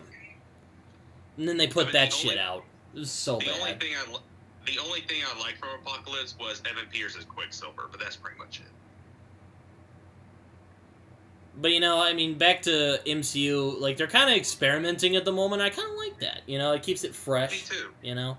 They're going for the more darker approach, making things a bit more violent, like Moon Knight, and from what we're seeing, Multiverse of Madness. Like, I've been trying to take a break, but they keep, like, bringing me back. You know, Shang-Chi and Spider-Man No Way Home, both were great. I haven't seen Doctor Strange, Multiverse of Madness yet. Thor Love and Thunder looks like a lot of fun. Definitely planning on really doing... excited for that one. Definitely doing a Thor series with Tig, because he's a big Thor fan. I mean, the only newest Marvel film that was underwhelming was Black Widow, but that's Oh it. my lord. I actually kind of liked it when I saw it, and then later on when I started thinking about it, I'm like, okay, it's basically the Age of Ultron of this part of the MCU. Kind of, yeah. Where it's like, there's a lot of good stuff in there, but when it gets bad, it is just super bad. Like, ugh. I hated the third act. Oh my god, that third act was so bad. It was When it laughable. was revealed who the Yeah. bad guy was, I was like, really? It's just another fucking fat white guy sitting behind a desk who can't fight, Exactly. fucking fight for life. Exactly. He's all like, you can smell me. That was also another stupid thing. If that was preventing him from hurting the dude, why not just stand from across the room? Oh, I can't smell you anymore. Pop him in the head with a gun. Yeah. Some You didn't dumb have to, shit like break that. him nose. Eternals I didn't So see because I stupid. wasn't that interested. I was like, this movie looks fine, I guess. I don't want to see it. No Way It Home was was. incredible. It was fine. Eternals was fine. No Way Home was incredible, as Jacob and I gushed about a few episodes Oh, yeah. back. Anyone who doesn't love it, what's wrong with you? And Britton, don't say I wouldn't go that far. Yeah, you're just a contrarian asshole at this point if you don't like No Way Home. Exactly. Or you're a dick. I do not apologize. Exactly. I feel like people who don't like it and try to pick it apart any way they can are just like, do you not know how to have fun? Because this movie is literally made for comic book fans. Like, you can't try to pick it apart with logic when it's made for comic book fans. It's Exactly. Spider-Man. Like, Exactly. Yeah, take notes, High Tops. I'm also looking forward to Ant-Man and the Wasp: Quantumania, if not only for Jonathan I'm not. Majors as Kang the Conqueror. That's the only reason, but other than that, I'm not excited for it. I am hoping that this will be the movie that makes Ant-Man actually good, because the first two are fine. First one's fine, even though the antagonist, I hate him. I hate that antagonist. And the second one is just kind of forgettable. But aside from that, I'm looking forward to Jonathan Majors because he was incredible in Loki. I don't know if you guys saw all of Loki. I know Jacob did, but have you seen all of Loki, Norman? yeah, I seen it.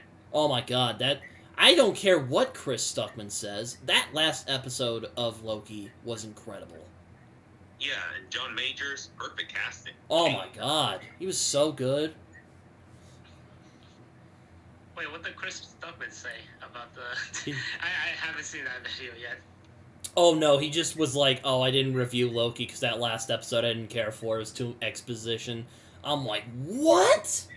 No, dude, that episode was great. Exposition? Come on. Do you know how much that sets up for, like, the multiverse and Oh all my the God. implications? Like, Exactly. It got me excited, dude. Like, what the fuck?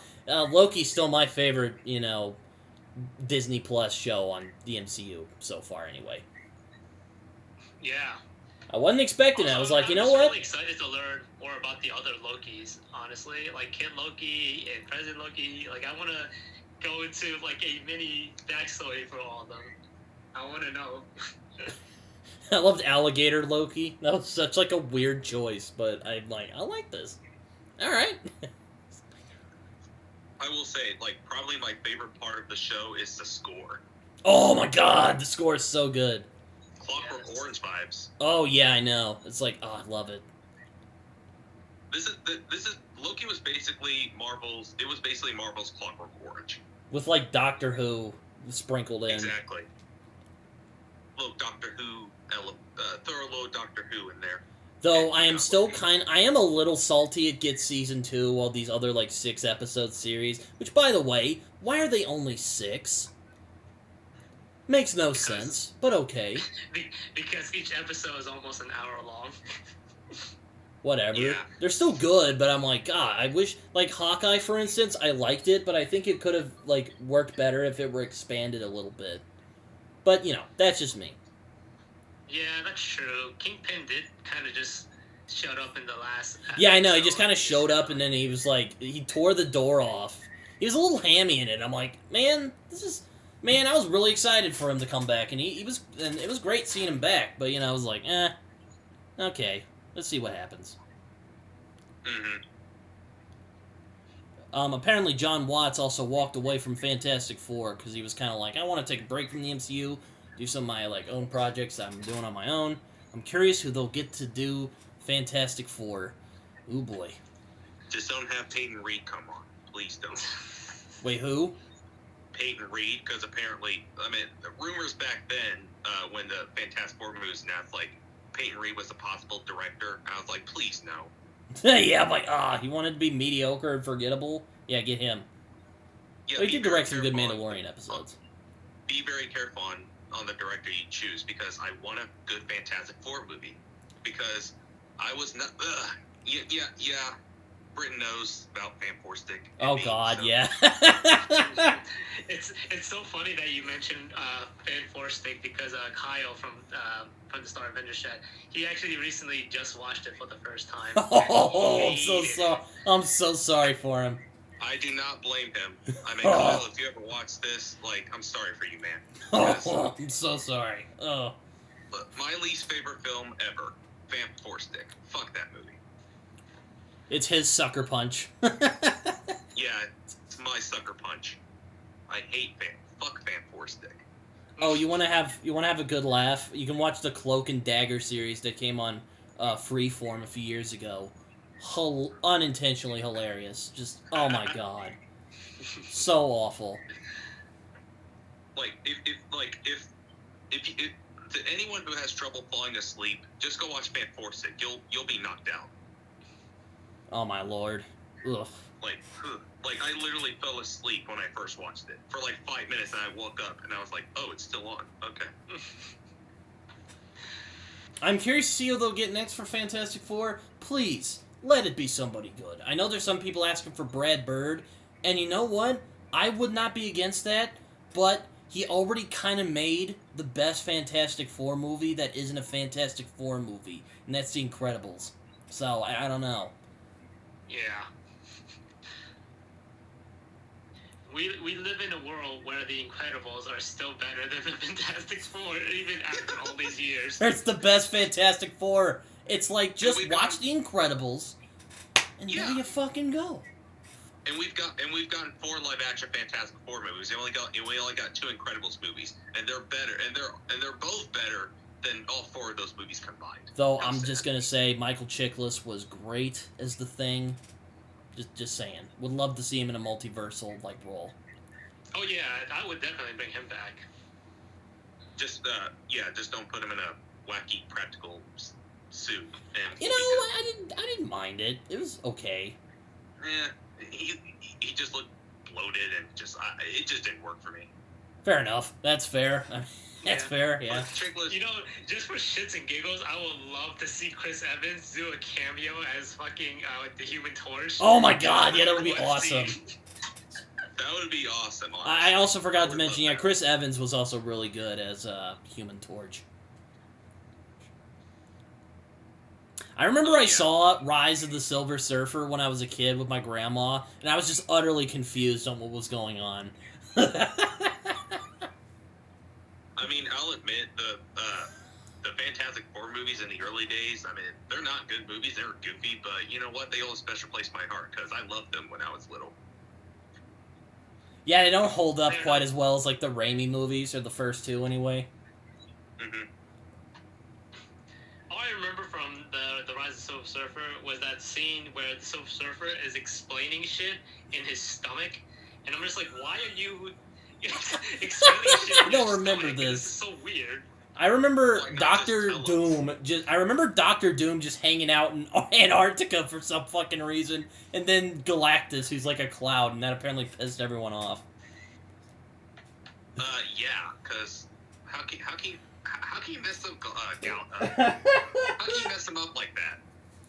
He's just a fucking cloud.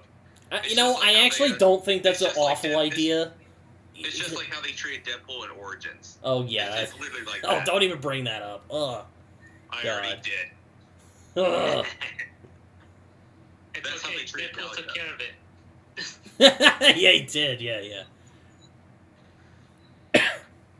The Marvels coming out, which I don't give a fuck about. Oh really? Oh no. We'll see, because I actually really want the Marvels to be good, because I'm excited for Monica's character. They better fix Carol Danvers, because they need to make her more interesting, because I actually do like her as a character. And she's not the best written character. I just kind of like her outfit in the MCU. It looks pretty cool. Guardians of the Galaxy And, Volume 3. I'm looking forward to yeah. that. First two movies are great. I know there was the drama with James Gunn, and I'm not going to talk about that.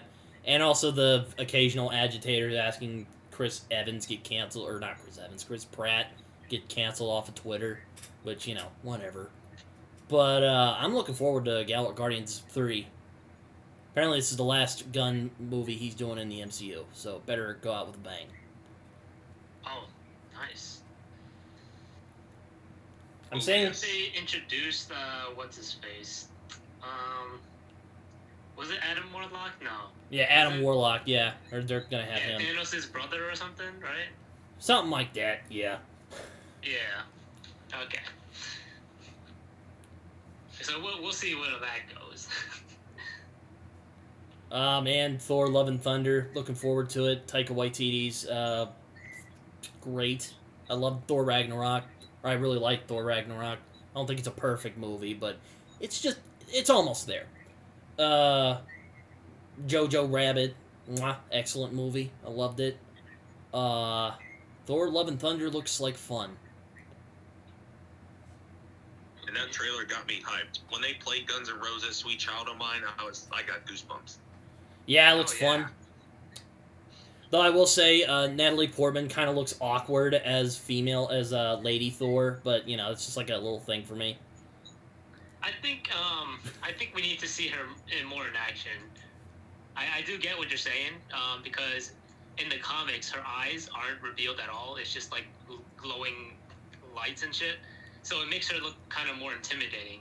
But obviously she needs some, face screen time. Like in the trailer, she looks fine. It's just like she just like looks weird. She's like staring at the camera, and she's like, "Oh, hey, this is happening," that kind of thing. Yeah, I get what you're saying. I'm looking at the picture now, so yeah, I get what you're saying. Yeah, she just seems kind of awkward in the role. I'm just like, oh god. If there's one I character, really hope she's not. if there's one character I'm excited for Love and Thunder, that's Christian Bale as Gore the God Butcher. Yes. I am. I've asked Tig about it, and he's like, I've also read the God Butcher arc, which is amazing. Go read it. I don't love the design of Gore, but I'm hoping they CG him up a little bit, make him look a little I more think like the they're going comics. But Christian Bale, interesting choice. I like him. He is a bit intense from what I've heard. Let's hope he didn't actually, do anything drastic while he was on set. 'Cause apparently he's like a big method actor. Like, he gets really into characters, so there you go. I'm not gonna... Well, this is the dude that lost, like, how many pounds for a movie? Yeah, I know. Yeah, he's nuts. And he gained it all back just to play Batman? Like, dude's crazy. Yeah, I know. he's a nut. Like, he's just... Oh, man. Like literally his diet for the machinist, all he ate was water, apples, and almonds. That's it. Oh, my God. That has been torture. Oh, yeah. And then, of course, he had to gain it all back for Batman. And then he had to lose the weight again for Ford versus Ferrari. Then he had to gain it all back again for Vice. So, yeah, that's this nuts. man is still looking this good to this day. It surprises me.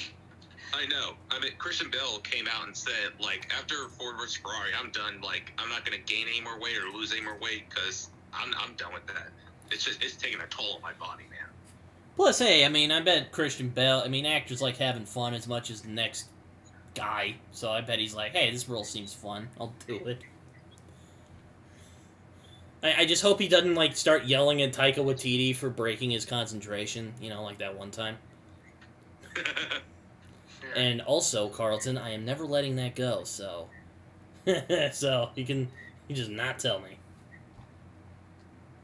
Oh yeah, there is also the Guardian of the Galaxy holiday special, so there you go. Apparently that's coming out this year.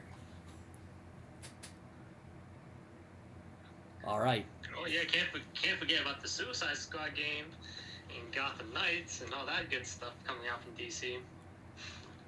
Oh, yes. I'm really excited for the Suicide Squad game. Kill the Justice League. Man, I'm kind of sick of evil Superman, though. Yeah, me too. Where's my evil Batman game? That's what I Yeah, I know. It's like, we need more evil Batman. We got, like, the Batman Who Laughs, but that's about it. Yeah. Well, we still don't have a game of him. That's what I'm saying. Yeah, I know. We need that. Ugh. It's like, we've had enough with evil Superman. Give us evil Batman. Like, you don't know how many points Injustice 2 would have scored with me if they just flipped the fucking script and made Superman the good guy again and Batman is somehow the bad guy. Boy, that would have been such a big twist. Oh yeah. God. And it would have been. They fucked it, man. They didn't give Kara Zor-El any love. The Batman gets to play through story mode more than anyone else, like the fucking last game. It's bullshit, man. Yeah, I know. That would have been the biggest twist ever, but they fucked that up. Oh, God. What are some other things? I do want to see Everything Everywhere All at Once, but I don't know if it's still in theaters. I was meaning to see it in theaters because I really want to support it, but it's been crazy over here. Oh, I still haven't seen the movie. I really want to, though. Yes, oh, yeah. I mean, like, I've seen most of the Star Avengers groups have seen it. Like, Jay, Brandon have seen it, and they loved it. Yeah, my buddy Raymond saw it. He really liked it. We had him on last week. It's the highest rated movie on Letterboxd. Oh my God, yeah, I saw that. That was insane. I am also curious to see. I'm also curious to see what Charlie Cox does, since apparently he's now officially in the MCU. Just don't get rid of the violence. Yeah. Wait. Aren't they coming back for like another season for Daredevil? I've heard rumors. I don't know if it's true. Oh man. I'd really like to see that that's though. The case. I would really like to see that though. They did put it on Disney Plus, so a sign, maybe. I'll put it under maybe. Kingpin is officially in Hawkeye, so it's confirmed that those two universes are officially there. Indeed.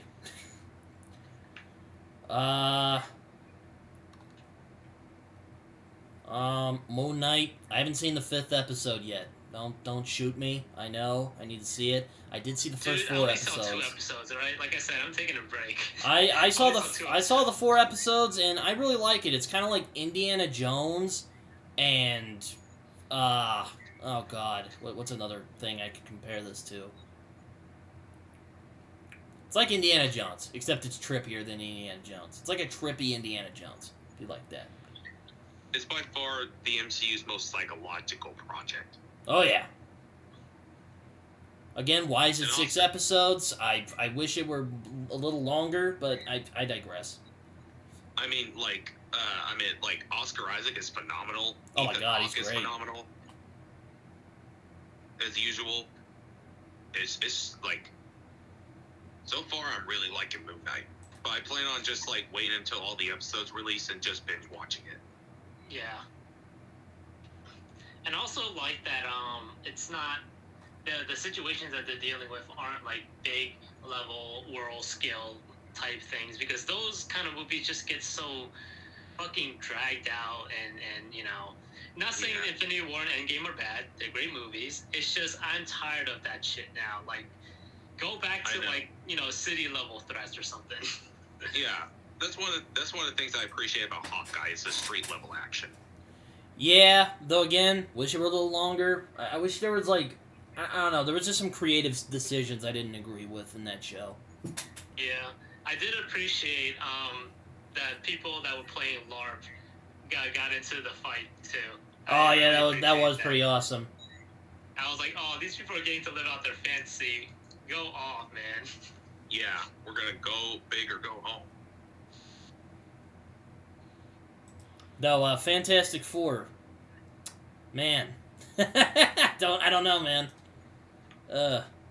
I've also heard rumors. I've heard rumors John Krasinski might come on, which I definitely wouldn't mind, because the movies he's directed have been very good. Oh, I thought you meant he was gonna come in for like a casting.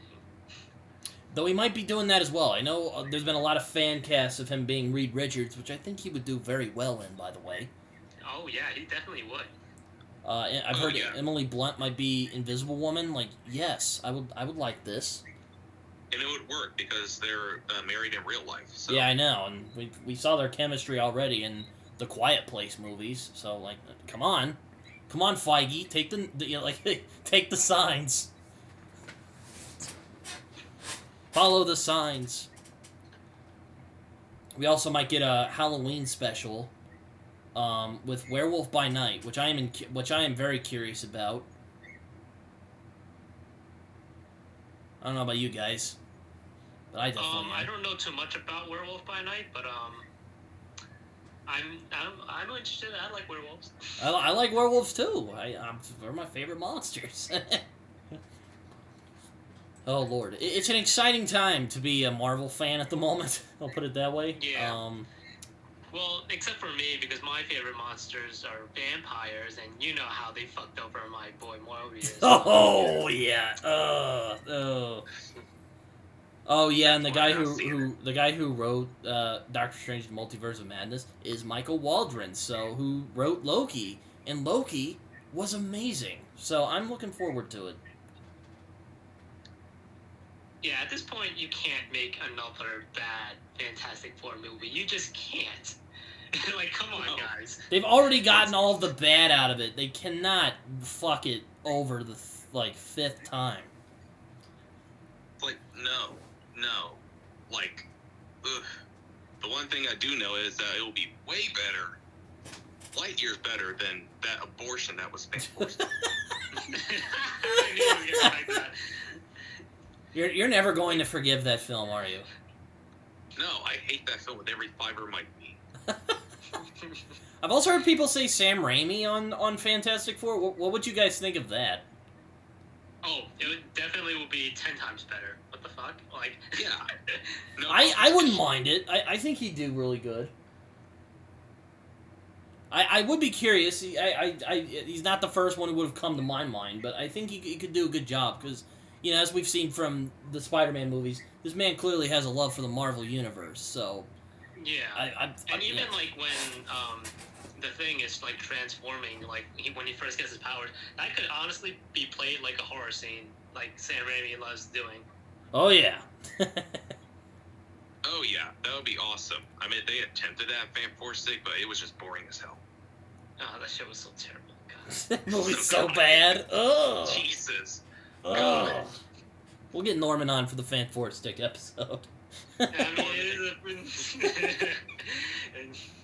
Norman Wait, Carlton. that means I actually have to watch the movie again because I don't remember jack shit from it. I know. I don't remember all that much from it either, except for the fucking whatever the hell that was that they were trying to pass off as Doctor Doom. Oh, speaking of Doctor Doom, he does do that stupid bullshit where he has the OP move but never use it again. Like when he pops people's head, I remember that part. Ugh.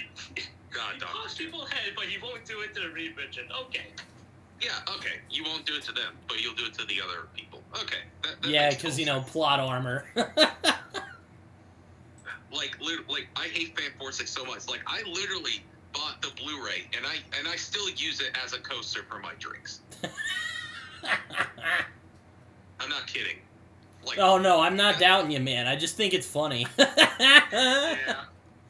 like literally, that's all it's worth. That's all it's worth for. You're a coaster for my drink. That's how fucking bad you are. All right, this actually, I actually have to go, guys. But this has been very fun. Thank you Yeah, for I having was actually about to end the episode, but appreciate you coming on, Norman. Oh yeah, Of course. Norman, thanks so much for coming on. I I'd plan love to to have come you back again. anytime you guys need me. Oh yeah, definitely plan on bringing you back on. Well, this has been Brit and Jacob the movies. Once again, we talked about Turning Red, as well as just talking about superhero movies. So there you go. Mhm. Oh, Brit, what's your pick for next week?